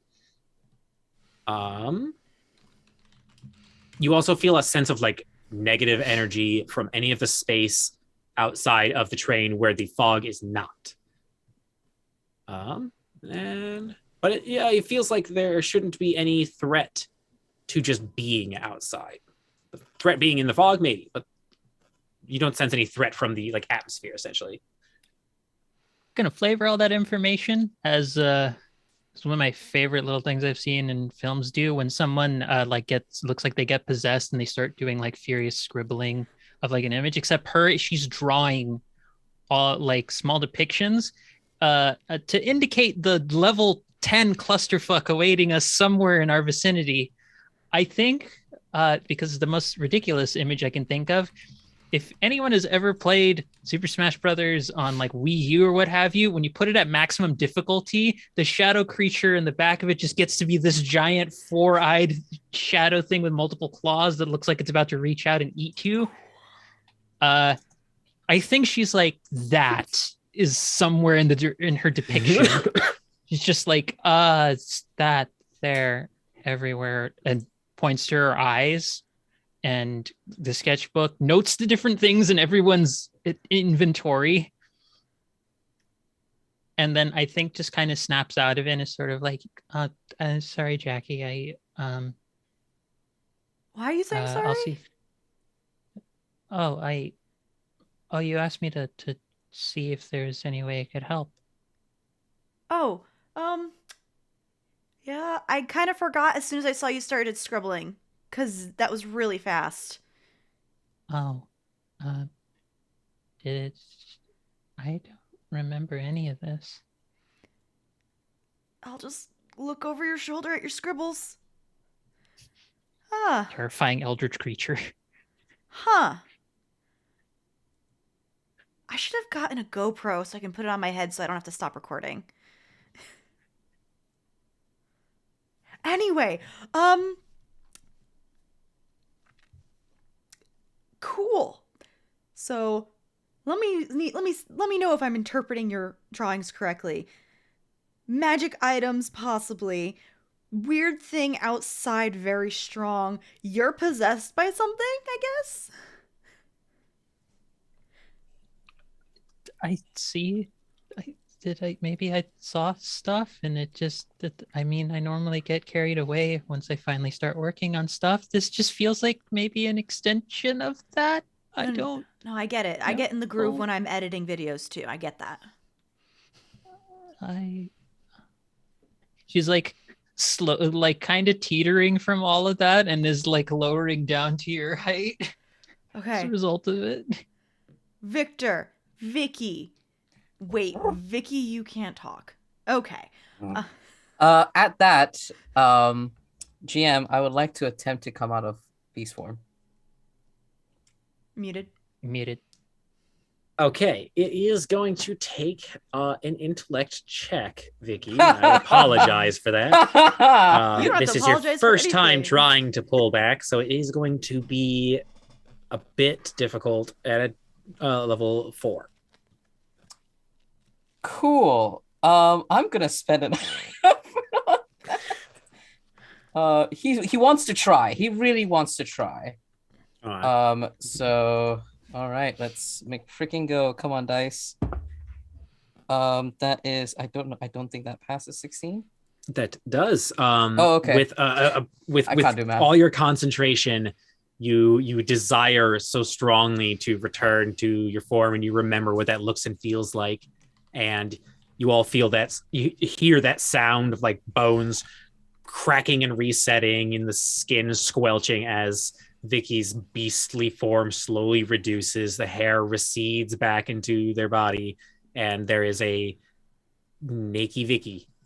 Or rather, just like how torn did your clothes get? Like, does Vicky have clothes now? Or? Shirt gone. The leather jacket somehow it's tearing at the seams, but it's still somewhat intact. The pants are, when you stretch pants too much, they're very, very baggy now, and the bottoms from the knee below are ripped and they're gone. There's no shoes anymore. That's it. His gloves are gone. But yeah, half naked, I guess. All right. Welcome back. And then you see him kind of like pull out like hair out of his mouth. The fuck was that? Anyway, what are we doing? Oh my god, did you two know that was Vicky? Yes. And I'll just like also wordlessly pull a water bottle out of my backpack and hand it to Vicky, because of all the fur. Yeah, he like unscrews it, chugs the water like athlete style, like out of his mouth, just chugs it, and then tosses it back to Jackie, and then like walks up to this area and like looks at what's going on, looks at the conductor.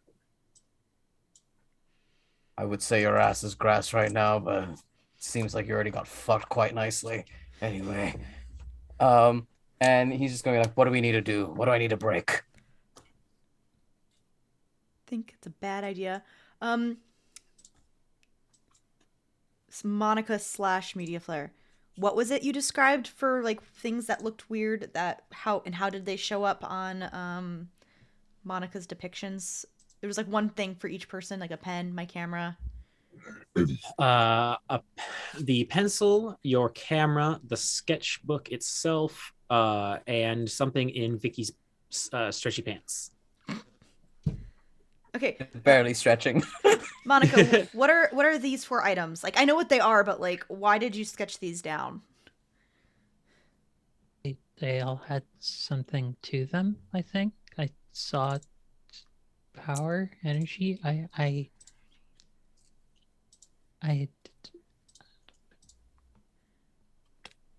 sorry.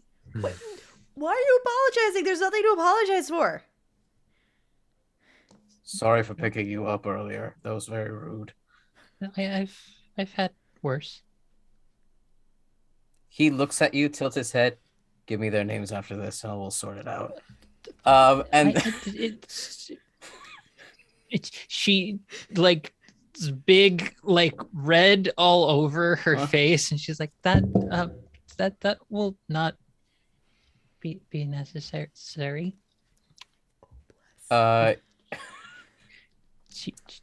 She knew what she was doing. Got it. Nothing to worry about, Vicky. Vicky like plays around with his black chain and then like pulls out stuff from his pockets. And the only thing he has in his pockets are an old Nokia phone, a torchlight, and a measuring tape.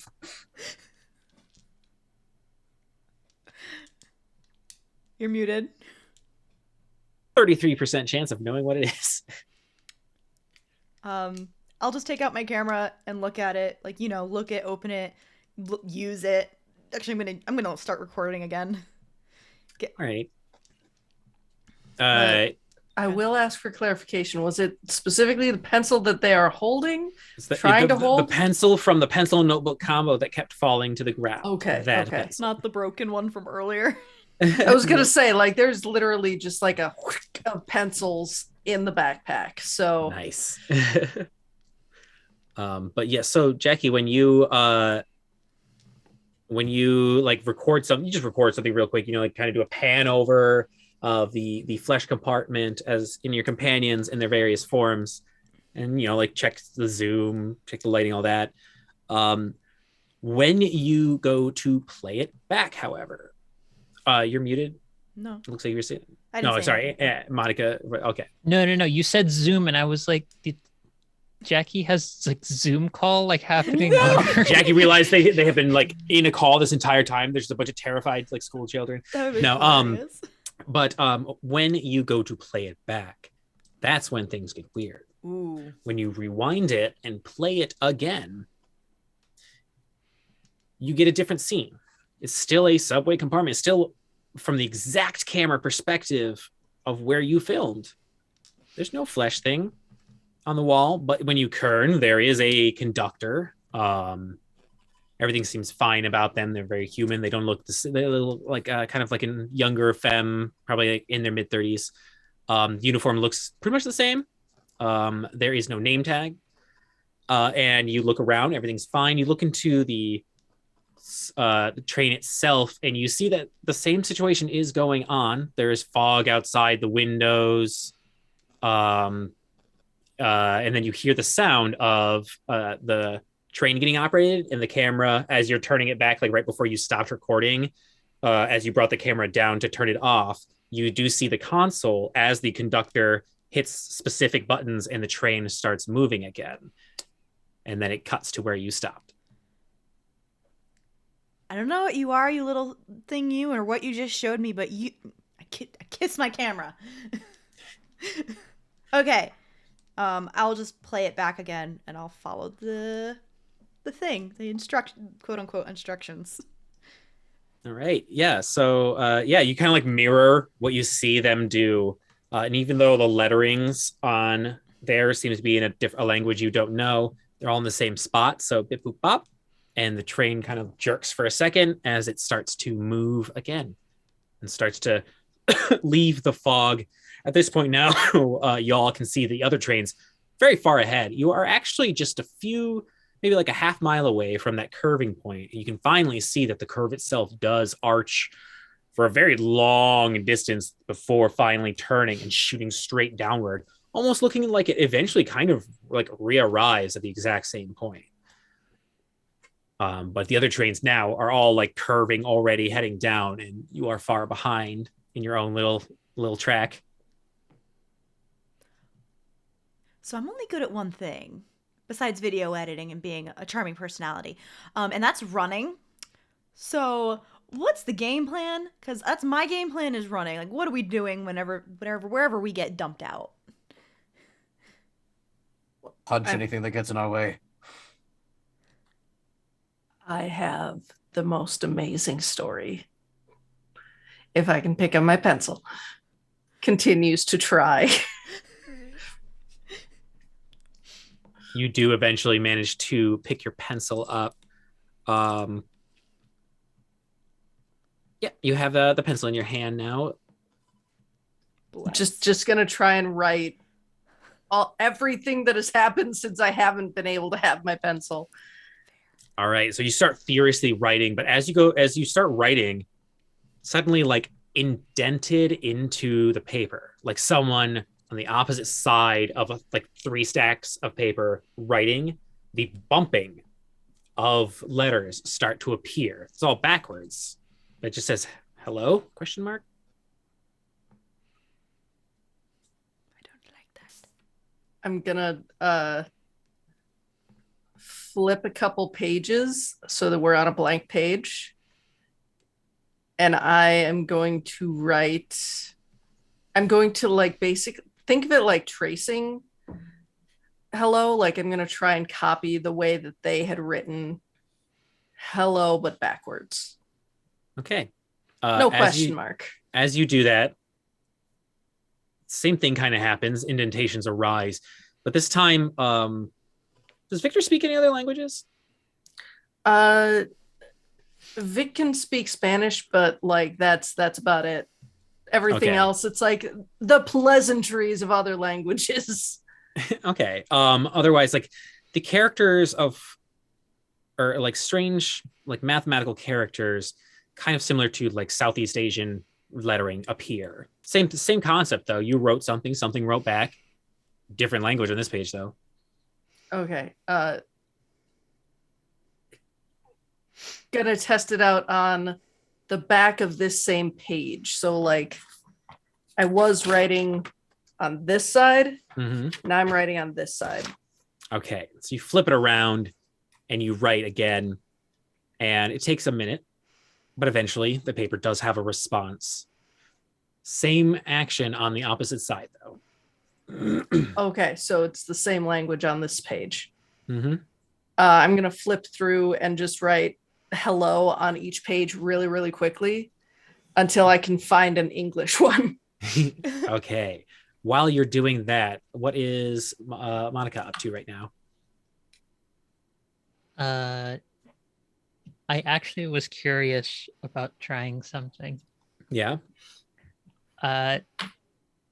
Might be stretching the wording on this, but Hedge Magic says you can perform small tricks, temporarily change the color or basic appearance of a small object. Can I change the lettering to be to a different language? It's just a matter of the form of the letter, not the content. Yeah, you can. But does your character speak any Southeast Asian languages? No. Okay, so you cast the spell and you do cause the like bumpings, or you use your abilities to cause these bumpings to move, and eventually you cause the indentations to say hello, but you're not sure if that's what the letters initially said. Also, it's just kind of instinct turning into an English word. But there doesn't seem to be a response this time. Like nothing writes back from you moving and manipulating the bumps.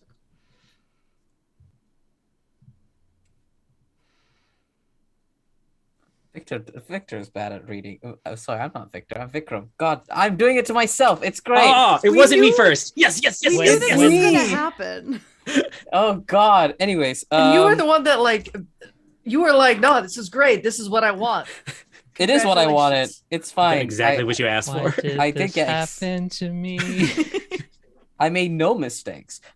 Anyway, I mean, Vikram would understand, but I don't know if he can read the characters though of Southeast Asian languages because he is Southeast Asian. They're familiar to you. It seems to be some sort of like hello, who's there kind of thing. Like there seems to be a question to it, but it's a greeting. That's weird. I'm gonna look at my things. He's gonna look at his Nokia phone and his measuring tape and his torchlight to see if any of them are weird. Still, All right. I don't know why you carried around a measuring tape. Measuring tape. And so over after a while, but you stretch it out all the way, you click it, reel it back up. Nothing really special happens. Take out the flashlight. All right, it's bright. Shouldn't have pointed it towards your face when you turn it on, but that's just what happens with everyone. Cool. There's a new button on your phone. It just says block. Jackie. Yeah. And this entire time, I think I've been recording again, especially mostly Victor, who's been flipping through his paper because of the weird indentations, and I'm like recording this interaction to look back at later. Nice. Yeah, Vicky? What's up? There's a button on my phone. There's a lot of buttons on your phone. There's a new one. Okay. It says block. Yeah, you can block people. What? Like, have you Hold pressed it? up. Is it like, No. is this like the type of button where it's obviously very different from the rest of the phone? No, it honestly looks like it was like supposed to be built in the whole time. It's on the bottom underneath the numpad. It's just a very wide. It's like that add-on button where you're like, I feel like this is a gimmick. It's not gonna actually ever be pressed on this phone, but every phone needs a gimmick button all along the bottom that says block. That's really weird. I think you should press it. I'm gonna press it. As soon as you press the button, this thick, like translucent, green energy barrier essentially just shoots up right wherever the phone was facing, about 5 feet out, and it is a 10-foot by 10-foot just barrier you just turned on now. And as you kind of like move the phone, the barrier also does kind of like move and rotate a little bit with it. It does like push some shit and knock some shit over as it does it. But Vicky's gonna knock on it. Is it like solid when he knocks on it? yeah, there's like a boom, boom, and like a ripple of light as you hit on it. But yeah, this is a solid object. Looks over at Jackie. This is sick. It's cool. It's really cool. As everyone's playing with their stuff, Monica, you kind of get this feeling that none of these objects are like long lasting. You feel that like compared to the energies that are going on inside your body and your friends, there's like a sense of like finite dying energy in it. It seems like one or two uses of these things might end up burning them out.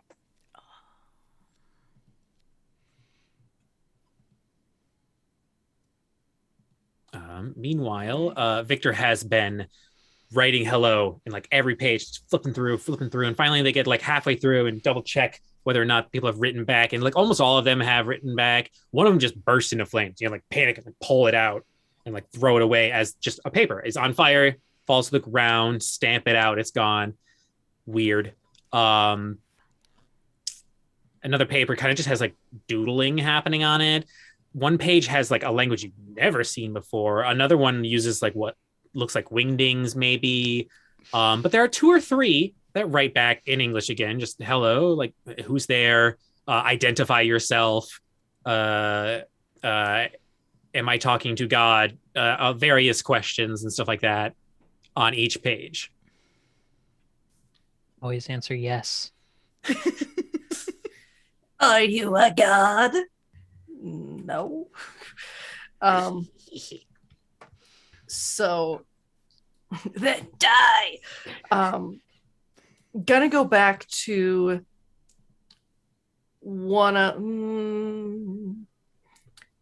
okay, gonna open that page, like the one that is specifically that said who's there. Mm-hmm. I'm gonna open up to that page and I'm going to leave it on that page until I know better like what I want to do with this, but I now have an English readability for that page at least. Yeah. By the way, as you had been writing, note. you have been burning, you know, you got to stop to sharpen it once in a while as you're writing. You notice this ink is like very frail, or the lead, the graphite in this pencil is very frail. You feel like you're running through it faster, and you had to like stop and sharpen it like twice, even though you've just been writing hello once in a while.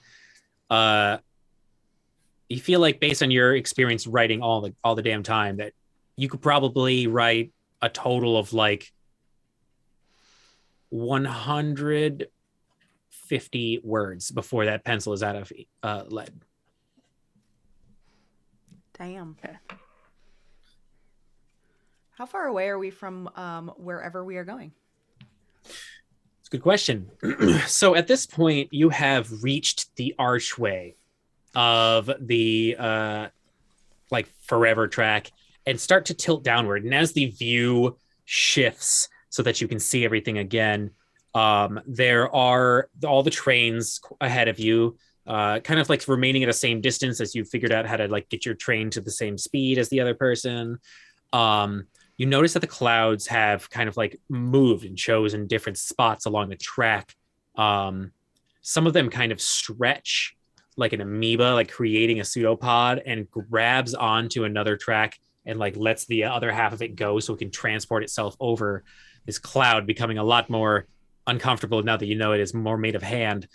And you notice that near the end, all of the trains, as they get into the faded view way out into the darkness, some of the trains are being like pulled entirely apart and like put back together by the clouds as they pass. One train suddenly just collapses as the entire thing is turned into a liquid form and like disappears off the tracks into the darkness. It looks like you've passed the halfway point. You are on a normal path now. If you were to not stop at any point, you'd get there like a little bit less time than it took you to get to the top the first time. There is always the option of like accelerating as well. Can we see an endpoint, or is this like a loop? It feels like a loop, but the tracks slowly get closer to each other. Like there's an eventual convergence. Like the tracks will just collapse into each other at some point. So either the train's going to crash or there's an end somewhere down there in the darkness from where you started, maybe. So what was the conductor saying before he turned into... And I just like motioned back at him. That...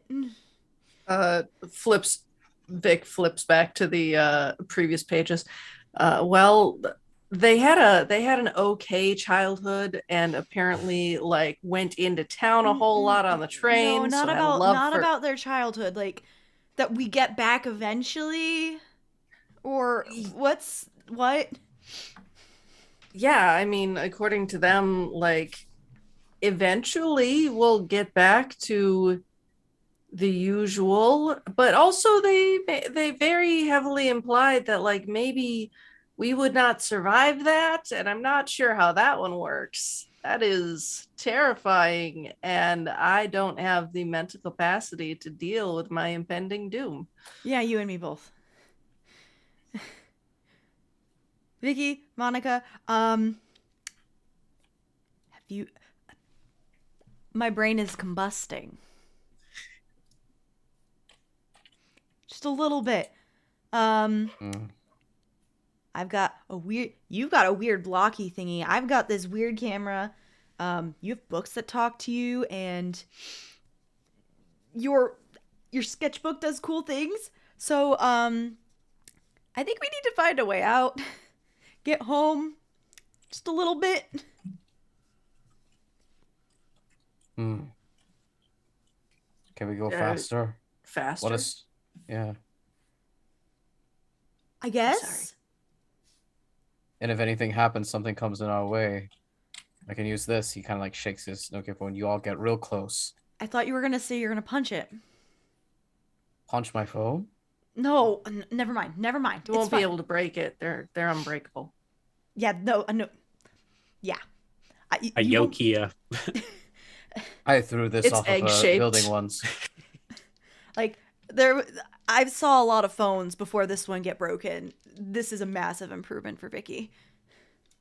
Yeah, I broke the flippy Samsung one. You know, new ones have these things called gator boxes.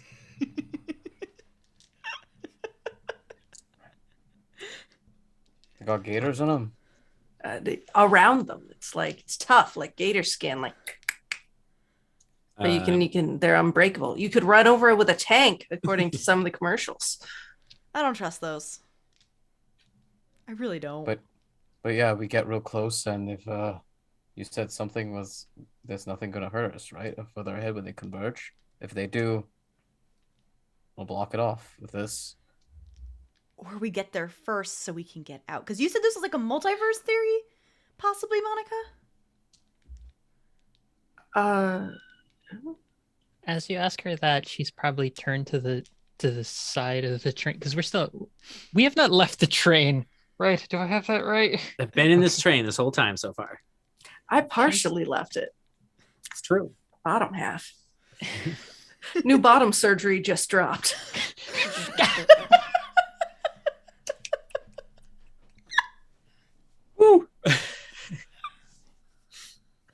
This is a horror game.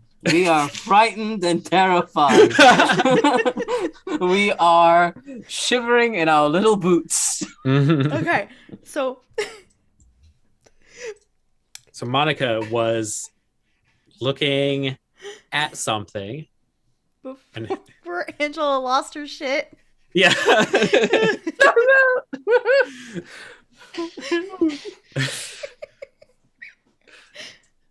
We okay? No.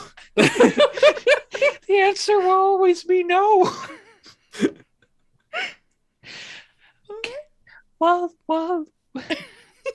Well, Meraki or Jackie, whatever your name is, Me. that one asks question. I feel like that's the moment where Monica, in the midst of all this, has just straight up done the thing that she's terrified the most of, and she just goes to the windows where she saw all the hands with everything and just tries to ask them, do you know what's going on? And as Monica asks this to the void, the cloud that has receded as you picked up speed suddenly kind of like, well, from everyone else's perspective, the cloud just kind of like twitches a little bit, like a twitchy brain, and then it starts to move again. From Angela's side, or from Monica's side, you see like every hand kind of like shoot out like a startled cat's hair, as it like seems to register that something has spoken to it, and it very quickly starts to like reach out with his hands and like aggressively grab at the rails and like scuttle faster and faster as this cloud like is catching up to the train now. Why the word scuttle of all words? Because it's a fun word. I'm just thinking of what's its face from Spirited Away, scuttling. Yeah, I was actually That's what I picturing that pictured. same thing. Yeah. Okay. No face. I don't have any Peking duck. Stop. I was just thinking of the Thing remake with the two-person conglomeration just kind of marionette moving over towards us. It's all bad. It's Imagine all the bad. ring, but a cloud.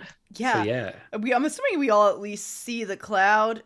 Yeah, from everyone else's perspective, it just kind of went like, whoa, and then started to like drift. But from their angle, they saw, essentially. Does Monica look scared or frightened? Yes.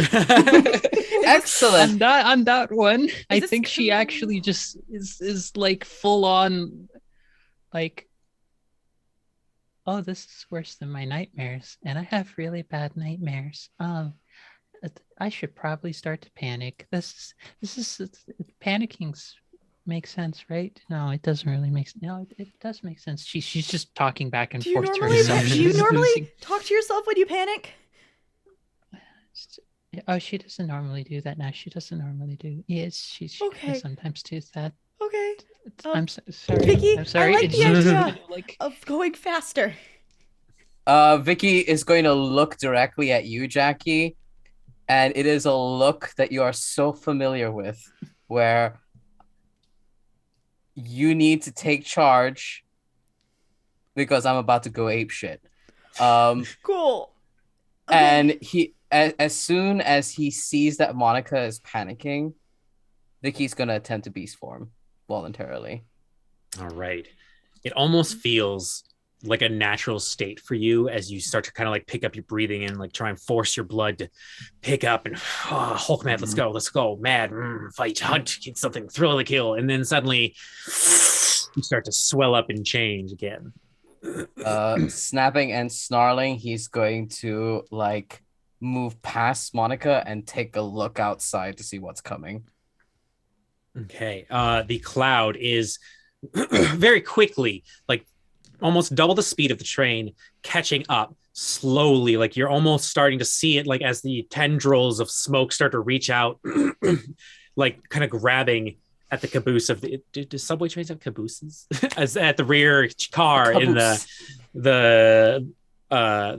subway train. Okay. Yeah. So it's coming towards the door, or is it coming towards the back? It's coming towards the back. The train had Okay. continued on and left the cloud behind, and now the cloud is catching up. So Vicky is going to look at all of them in this beast form, and you see that he's snapping and snarling, almost like trying to form words, and he finally does, as he snaps back as he's gonna run towards the back, and he goes, "Go!" And he's gonna run straight towards the back and gonna get ready for when this thing probably inevitably catches up to us and raises his fists up. Nice. And we'll like start leaning into a more of an initiative ticker at that point. So following Vicky, I'm just gonna like rotate around my Zoom call visual. So Victor, what the fuck are you doing right now? Okay. Likes the idea of going faster and would be totally fine with trying to see if we can do that. And I actually have an ability to do that. But did you want like an initiative? Because I know that I have hindrance on that too. Okay. Yeah, you know what? We'll do an initiative check to get everybody into order. All right. Notepad activate. I'm actually specialized in initiative tasks, so I will lower that by 2. Gotta go fast. Gotta go fast.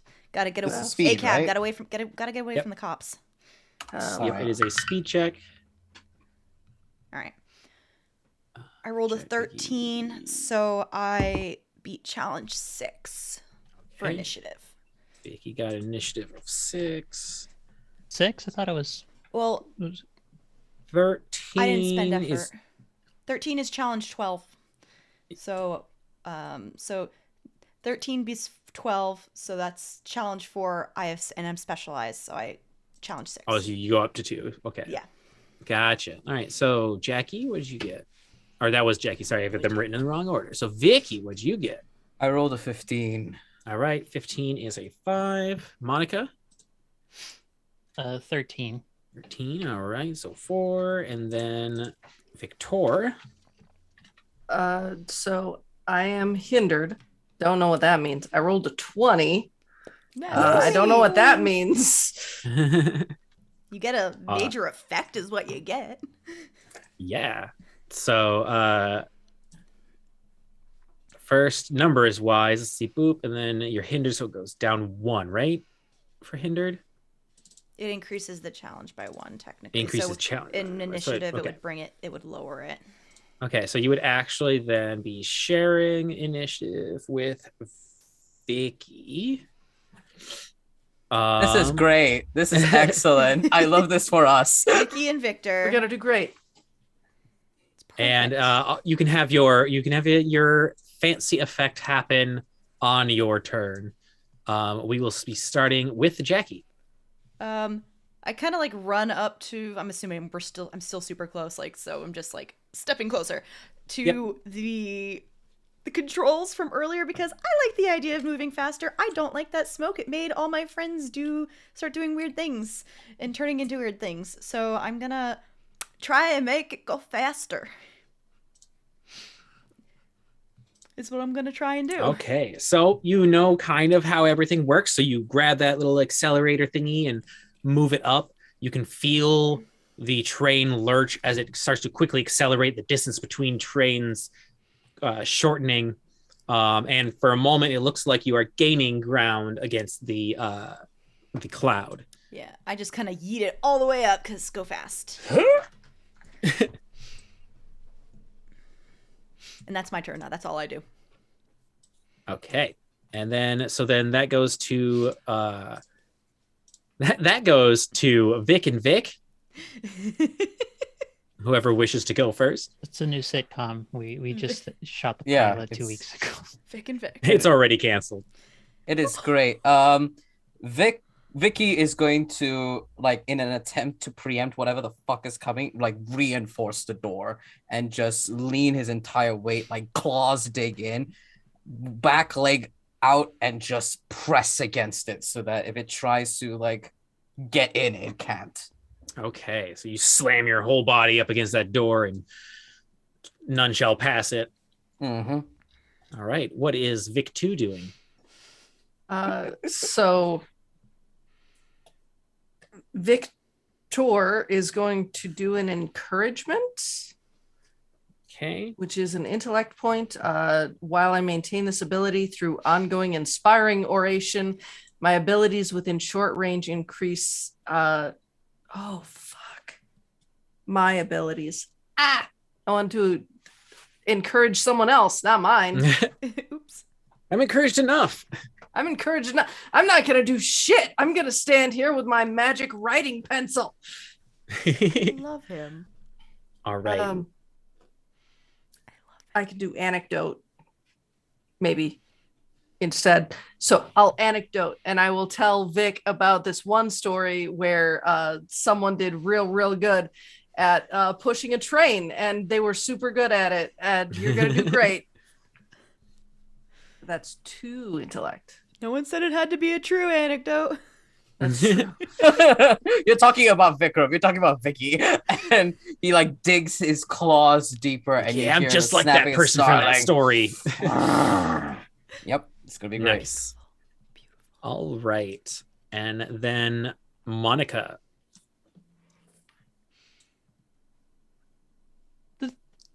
This threat coming at us is like a corporeal thing that I could target with something. Yeah, so you can tell that it's both a physical object and incorporeal. It's even though like you can see it as hands, it still has the same density as a cloud. So you can like affect it, with powerful enough wind or like heat or something like that, but maybe punching it, not so great. You said it's an object. It is an object. It is an object. Okay, I have to ask because I have shatter. So I had to ask just out of curiosity. So I'm going to go with that. I kind of think because she's panicking a bit, she's taking the strain and the stress.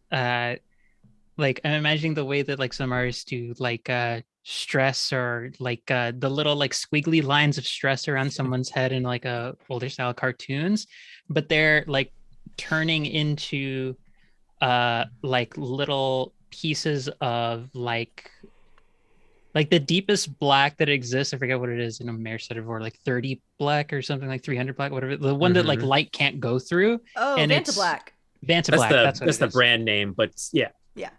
I don't know. Are you Anish Kapoor or are you working for Anish Kapoor? You wanna buy Black 3.0? There it is. Cause fuck Anish Kapoor. Yeah. All right, so yeah. It coalesces a glass and they all just sort of come together like sections, like a really awkwardly put together like shanty of a home, but the outline is like a comic book panel. And then like the moment it tries to wrap around something, it just shatters around it, like glass breaking. Oh, neat. So you're like sending this out towards the cloud? Yes. You interrupt Nice. fundamental force holding normal matter together for a moment, causing the detonation of an object you choose within long range. So I'm trying to detonate the thing because you said it's an object. All right. So some of the like cloud some of the cloud starts to like become denser in the center of it as like it starts to like suck inward on itself and become thicker, and then a blast happens. Are there any rolls or anything with it? It just has to be small, mundane item composed of homogeneous matter. So I couldn't like hit probably a huge portion of it. It'd just be like a segment. It explodes immediate radius, dealing a point of damage to all creatures and objects in the area because it's an area attack. Took a point. Other stuff, but it's just like like her. She's losing her shit, and so she needs a couple of other things in the area to lose their corporeal structural shit as well. Along it with definitely her. It definitely looks like that it happened. Like all of the hands kind of like put out like startled, like all appendages like stuck out for a second, and it comes to like a pure halt as that blast happens, and then angrily starts to lurch forward again. It seem to have done much to it physically, but you bought the group some time as it had to stop and then accelerate again. And then it is The initiative rotates over as this creature like starts to move faster and faster, and Monica is the only one who can hear the strange, screeching, graining roar of thousands of voices of like animal and plant and humanoid like sounding sounds. Oh yeah. Have you ever heard grass scream? Smells great. But Wait, grass scream. It smells great. There's that fresh cut grass smell that you smell after a lawn is actually like a danger adrenaline goo that comes out of the grass. It's essentially screaming. I was like, have I developed You can kinesthesia smell as part of sounds now, emphasizing yes. the horror to me? I was about to say, are we playing Invisible Sun?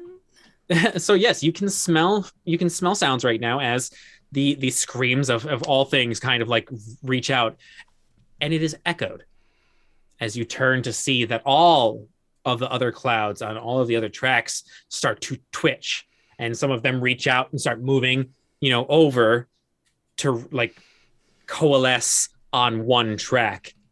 For now, there is no cloud on the track in front of you. As you are rocketing forward, hopefully you will get through the tracks before any of them get on it and intercept you. And it is Jackie's turn. I'm assuming I at least see the smoke starting to be weird. Oh yeah, you see the smoke be moving. So I would like to look at the panels, and I know I've pushed it as far as I could to go fast. So I'm kind of just holding that there, but I want to also see if there's like a way that I could remove any safety mechanisms, because fuck that shit. Okay. Like okay. So yeah. you start. Give me an intellect check as you kind of like pour over these, looking for like anti-emergency brake or like safety speed limiter. Trying to find one of those. That's exactly what I want to do. Ladies, in your language, I'll say it's a level 4 task. I have spent one level of effort. Okay, level 3. Oh wow, I got a 9.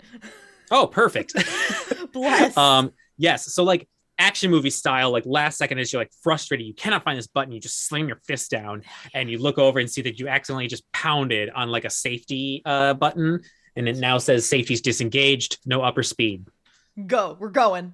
Go fast. As now the train is just continually accelerating faster and faster and faster. It's gaining speed. The cloud behind you very quick, like exponentially fading away. While you rocket towards your goal, it looks like you at this constantly accelerating speeds, you will get to the end in 2 rounds, but you will also get there incredibly fast. If there's like a brick wall at the end or something like that, yeah. So just keep that in mind. Cool.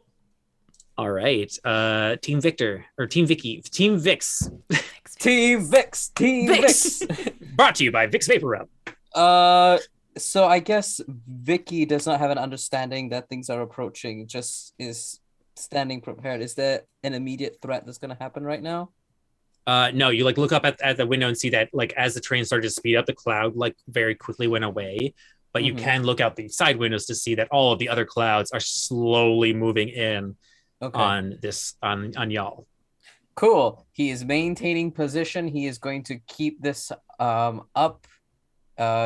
Hoping that if anything tries to break through this door, he's gonna smack it. So that's what he'll do. He's just gonna hold the fort.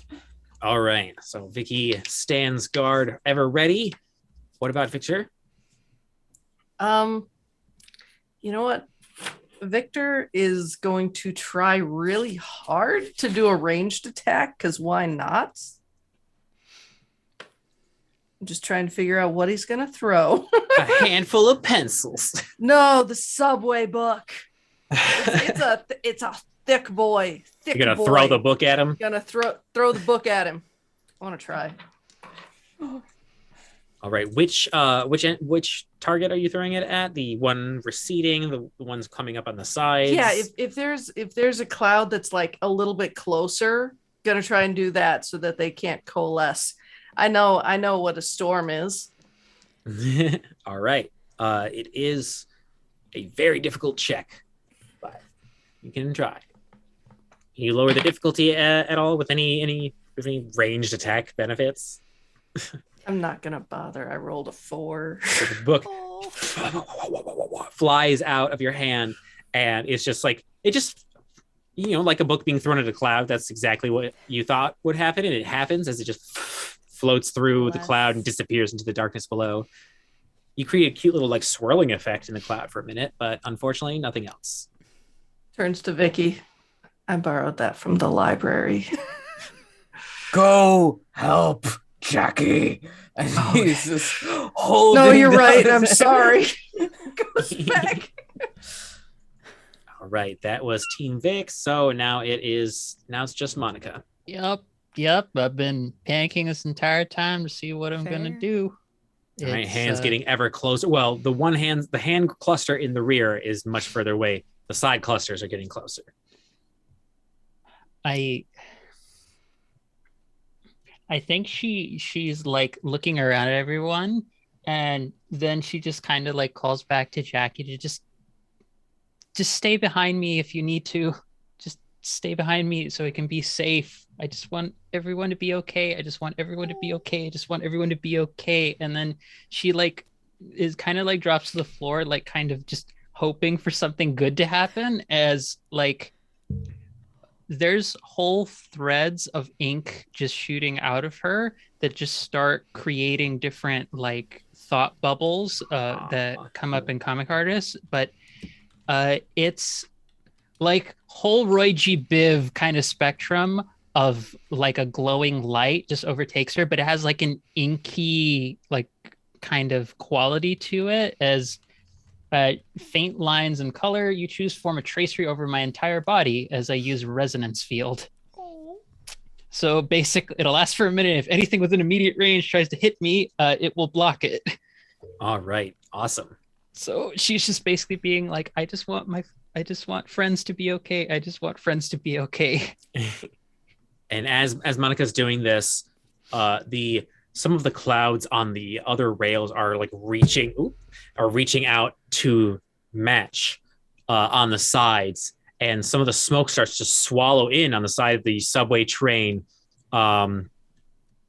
First thing that happens is Victor quickly notices that bar that door as hard as you can. This is not as physical of an object as you would hope, and it very easily is like seeping through the like cracks in windows and doorways and stuff. You're separated from the rest of the group, and the clouds are starting to seep in between you now. Monica's perspective sees hands starting to reach in. All of the hands like come to like a slapping stop, like a hand of glass when it touches the operating section, like it is physically stopping them.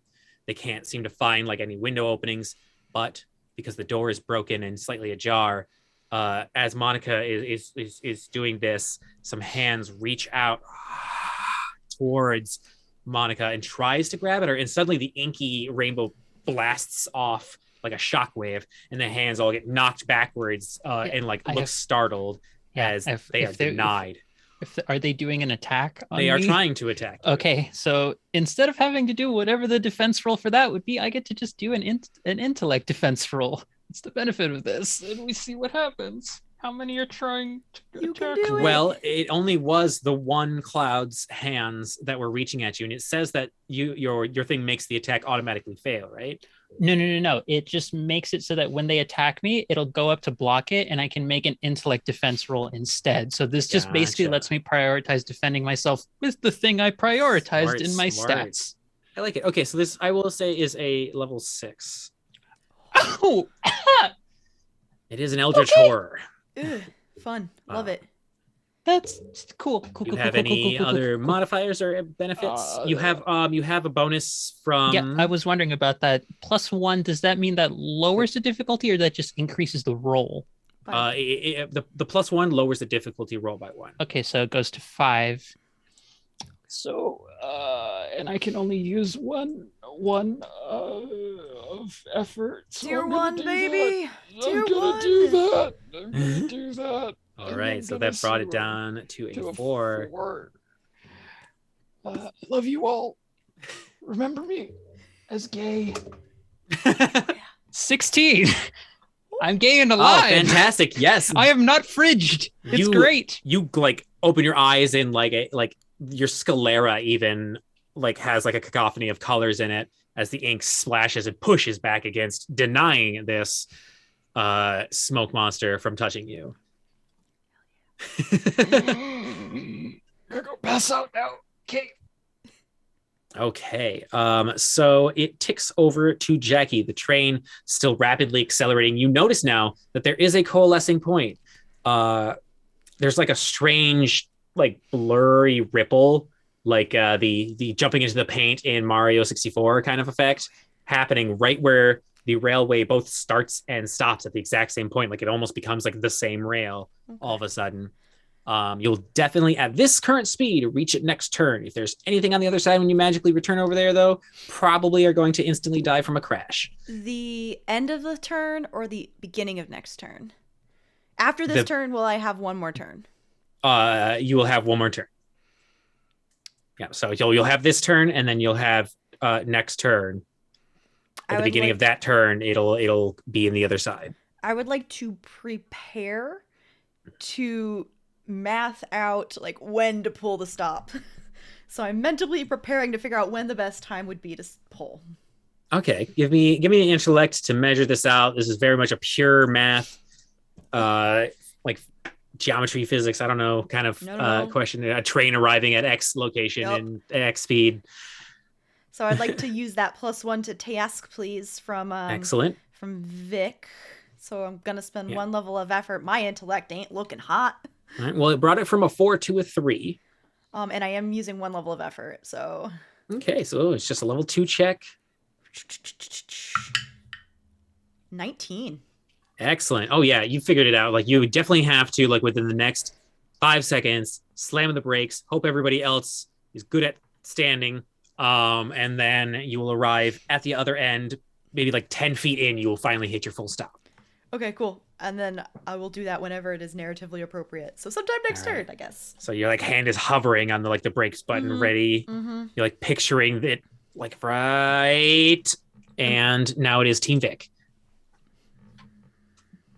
Okay, so something tried to go and hit and attack Monica, and it's not as there's physical nothing as... occupying the train, so you can see all the way down to the front car from where you're at. Yeah, I want to fuck that thing up. Like Vic does not like that full Anki doggy Anki mode. Rar. Can I do that? I would. What I would like to do is use his ability, special ability known as which one is it? Yes, Bash. Your attack. This is a pummeling melee attack. Your attack inflicts 1 less point of damage than normal, but dazes your target for a round, during which all tasks it performs are hindered. It takes a might point, and it's an action. I will say that because of what is happening with the smoke monster in the window and the barring of the doors, that you've kind of figured out that like it does have an advantage physically over you, but you do remember the force field as you kind of shield bash prep yourself. Okay, I can do that. Yeah, he's smart enough. He's doggy smart enough for that. Yeah, got that doggy wisdom. He's got that doggy wisdom. And what do I need to do to do that? So it's going to be a level 6 attack. You got the shield bash ready to go, so you will be able to make physical contact with this thing. Cool. I can only spend 1 effort, right? That's how that works. So it goes from a 6 to a 5. 6 to Do you have 5. any like special traits in like athleticism or combat or anything? Yes, I mean I am because this is an unarmed attack. I have an ability known as no need for weapons. It's a medium weapon. Oh, I'm trained in speed defense. I don't know. This is a very interesting question. I guess I mean I am trained in light medium weapons as a warrior. I do know that much. So.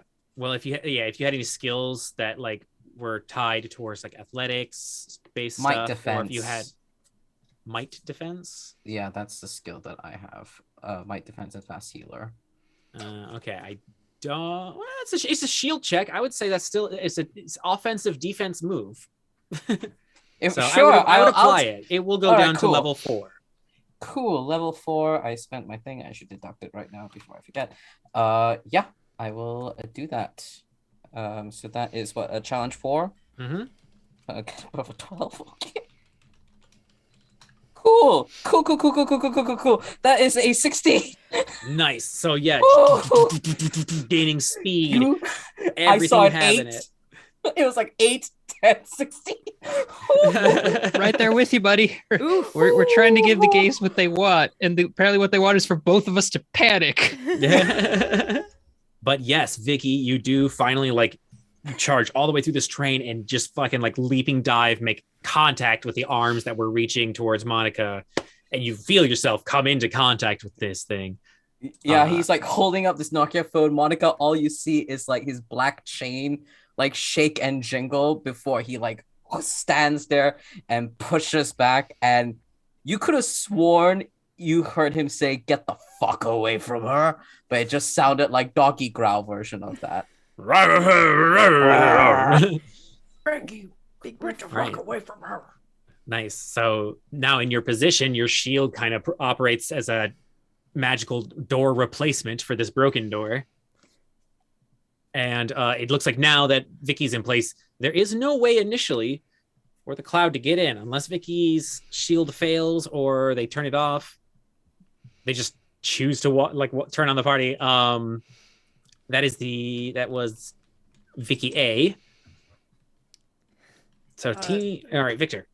So Vic was told to like go help Jackie. It looks like she's got everything under control. Still look panicked, but it looks like Still I'm look about to do panicked. something. Yeah. So like honestly, I'm going to use understanding, which means that I can observe what's going on. I can check, and I can gain 1 asset. All right. All right. Oh, my brain.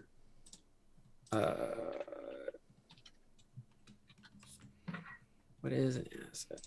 That lowers the difficulty. It's like Okay, it's cool. like the equivalent of a skill, but it's not a skill. All right.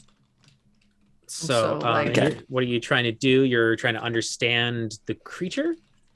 Trying to understand the car and the train and how to make it so we don't die. All or right. we die less. All right. We're going to make an intelligence check.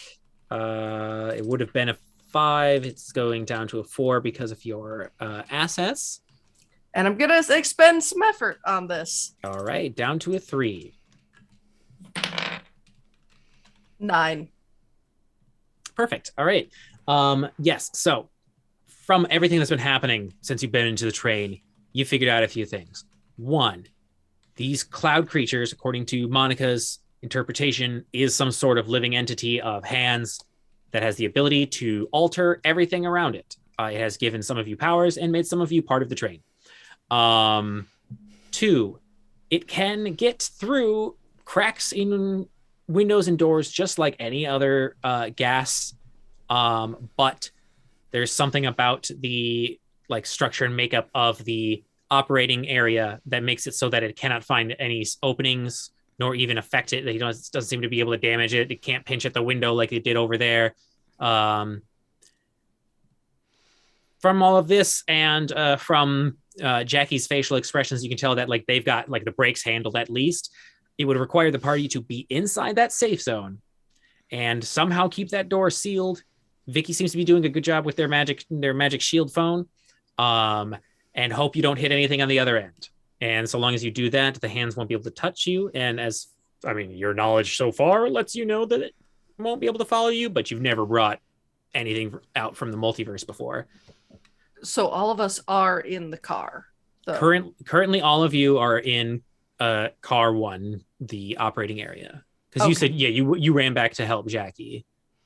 Yeah. Okay. I didn't know if Vicky and Monica were, or if they were in a different car. Monica was still in the car. They just kind of like dropped to the knees and started to pray. Okay. Just gonna yell out like, stay in the car. So hands and feet inside the car at all times. All right. And Monica. Vicky is also in the car. Vicky is currently standing above / in front of you, shield, like phone shield raised, blocking, like the hands are like making little whomp across the shield as it's like poking at it. The broken door from earlier, is it still nearby by any chance? Oh, yeah. I'm gonna make this a little bit easier on Vicky. I have hedge magic, which one of the smallest things, tiny line says mend a broken object. So technically, I'm going to just basically just be like, just her saying to somebody, please help. And it looks like almost like a dark, shadowy noir detective figure just rises up from out of the ground, takes the door and like sets it back in place and fixes it. Was the best like mending description ever. Yes, agreed. So Vicky, you see from your end the doors coming up, and you like time it right so that you can wait for the door to be put mostly in place and then turn off the shield so it fixes. And suddenly there is a locked door right there. You can hear the pounding of smoke, which is an interesting thing to say, but it doesn't seem to be coming in yet. And that was Monica's turn. And Jackie had been timing the brakes, and they know the time is now. And they press the button, and you all lurch. Monica, since you were on the ground, you kind of just like roll back onto your back. And as the train screeches and like sparks are shooting out, and the hands all shoot ahead for a second as it doesn't realize what's happening, and you see the convergence point coming closer and closer and closer, and you're suddenly getting surrounded by more and more of the smoke as it's trying so hard. The rest of the train is getting like ripped away, some of it melting away, some of it turning instantly into gas, one of it like turning all of the metal shards into little butterflies. Everything's going to shit behind you. And as soon as you pass through that threshold, the train is in a well-lit, huge white warehouse. And it comes to like a screeching halt right at little stoppers, like where a train was destined to end. And you look around and see there are many other trains. They're all the newer versions. They're all retired. They're all clean looking. And then there's your burnt, beat up train coming in. And there's like a breath of safety amongst all of you as you look back and see that there is no threshold. There is no magic border or barrier. It is just a subway tunnel now. It is just a tunnel, regular lights, regular concrete, no smoke monsters. There you are also surrounded by dozens of armed persons and one like business looking person with like a clipboard and a look of confusion as they kind of look into the front window and realize that the person that was probably expected to be in there is in a different situation right now. And they all raise guns at you and demand that you exit the vehicle. It's like the camera pans away from the confusion of all this. This is where this mysterious session will end. You survived the mysterious thing. I would like to say, Am I still dog? Sorry. You haven't turned back. There's a dog, an ink witch, Jackie, a Victor. Can I just say the skin flea? Yeah, like, can I just say as we're panning away, I kind of like, and like we're surrounded by people that kind of look official and authority. I just give Vicky a look, and then mystery. We see the dun, dun, dun, dun, to be continued arrow from JoJo's Bizarre Adventure. Beautiful. Nice. Absolutely beautiful. Nice. So yes, you survived the session. You accomplished everything, and I love leaving one shots off with a chance to continue. Hell yeah. Anyway, thank you, Media Flavor, running an awesome one shot. Oh, thank you. This was fun. I loved playing with y'all. So thanks for everyone for joining us. Let's go around quickly, say who we are, where we can find us, and then I will set up a raid. Who's gonna go first? All right, I can go first because I just cleared my throat and made myself vocally announced. So, hi everyone, my name is Valiant Dorian. You can find me on the internet as @ValiantDorian or @Also Spiritbearer. Good luck finding out which one it is for what social media account. I am a Twitch variety streamer and TTRPG performer. If there's anything y'all would like to check out specifically, I'd like you to check out the finale for The Soul's Confidant over at Friends Who Roll Dice's channel. It's going to be great. It's going to hurt. Mare has all sorts planned for us, I'm sure, for the finale. And it's going to be great. Watch me be less physical, more attempting to tell a demon to not be mean to us with my words. We'll see how that goes. I'm gonna popcorn this over to Gona. Hello, I'm Gona, and that's my social media. I've got to point you specifically towards my Twitter because I gloved up. I did a no, and I blocked everyone who was following me. So follow that, make me less sad. But in the general world, I am a streamer, a voice actor, and a live actual play person. And I love doing this shit. This was fantastic, and I am so thankful to have been asked to join in a new TTRPG. Yeah, that's it. I'm gonna popcorn to Monica. Hello there, everybody. I played Monica, and I am Angela.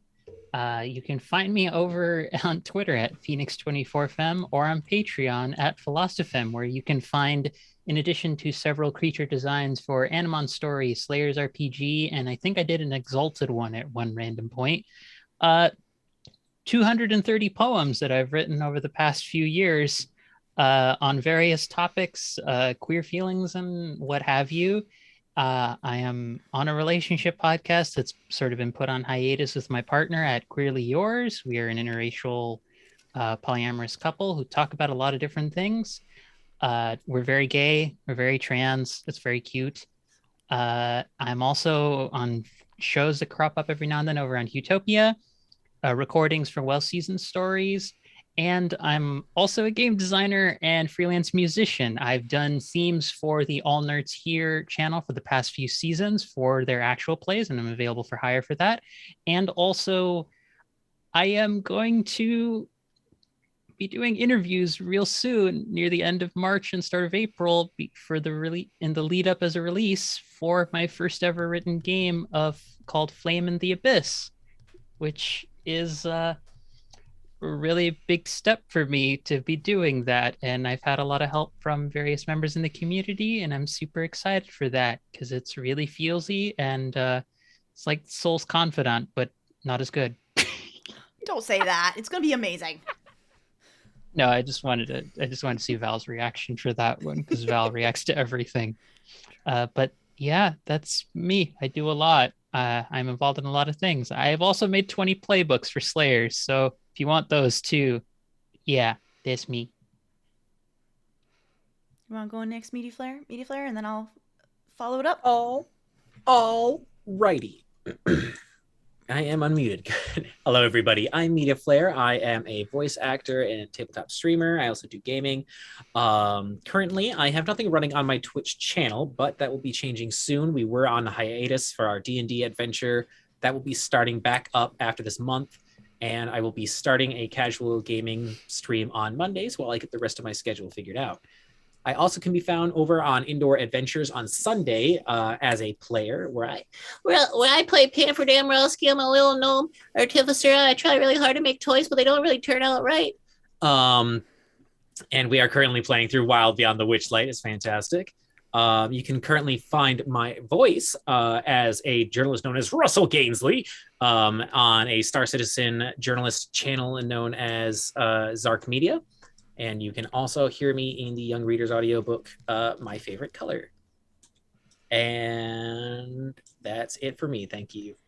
And last but not least, hi, I'm Mary. You can find me on Twitter, Archmage of Dice. I am doing a lot of things in the month of March. The biggest one being that I am running 10. I'm hosting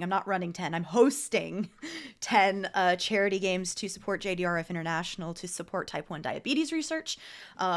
Bunch of us in this call are going to be in the games. Angela is running Slayers, so if you want to see some of those subclasses being played, come tune in on whatever date that is. I'm going to try and announce the schedule early. 9th of March. 9th, thank you. The 9th of March. I'm going to be trying to release the entire schedule soon, early next week. Hopefully, cross my fingers. I got to finish making that promo.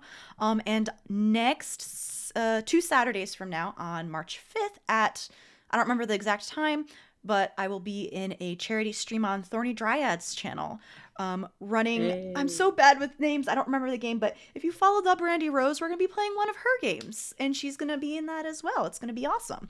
So come check us out then. Wait, sorry, they. Yes, thank you. Just switched. Yes, thank you. Their games. So we're gonna play that. We're gonna raise a lot of money, and it's gonna be awesome. Yeah, that's. Oh, and obviously the Soul's Confidant tomorrow at 6 p.m. on Eastern Standard Time on Friends Who Roll Dice.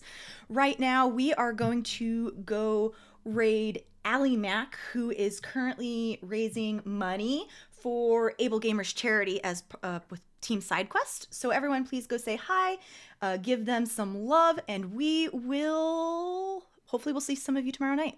Bye. Why?